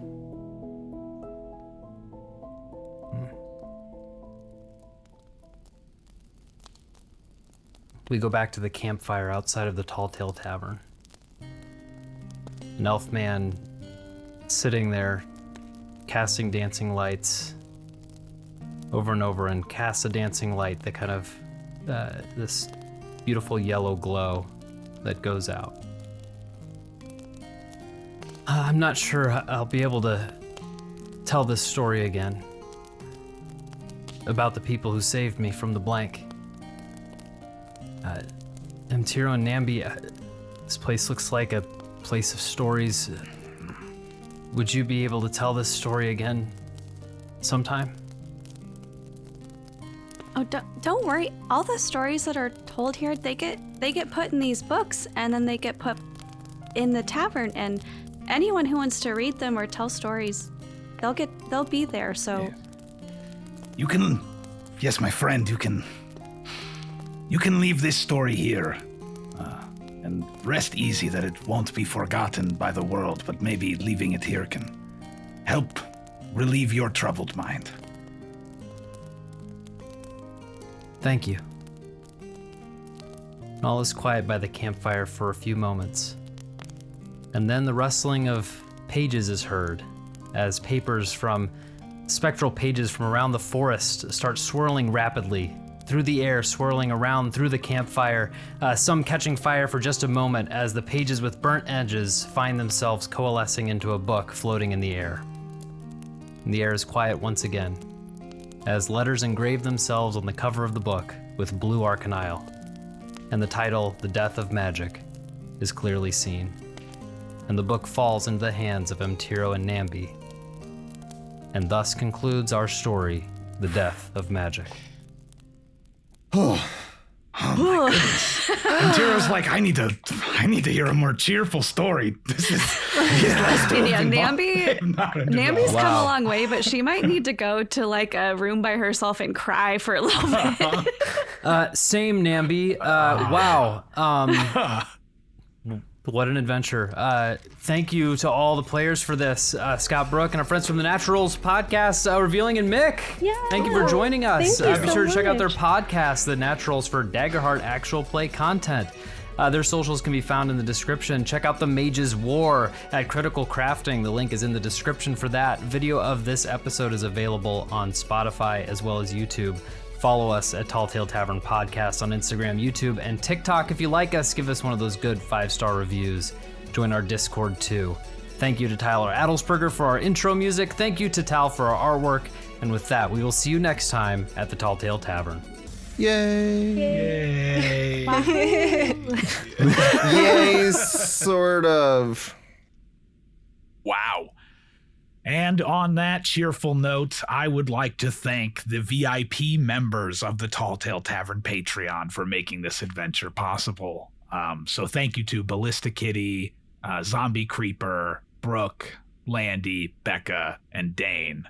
Hopefully the next one will be a little bit more fun for you. Woohoo! And of course, it's me, Mario, from the Talltale Tavern Triple Threat, here to thank all of the bottle service members. It was a very serious adventure. Thank you to Elder Goose, Zombie Doc, Andy Roo, Mac, and Mr. Marilyn Maverick. Wahoo! I'm so sorry, everybody. Yippee!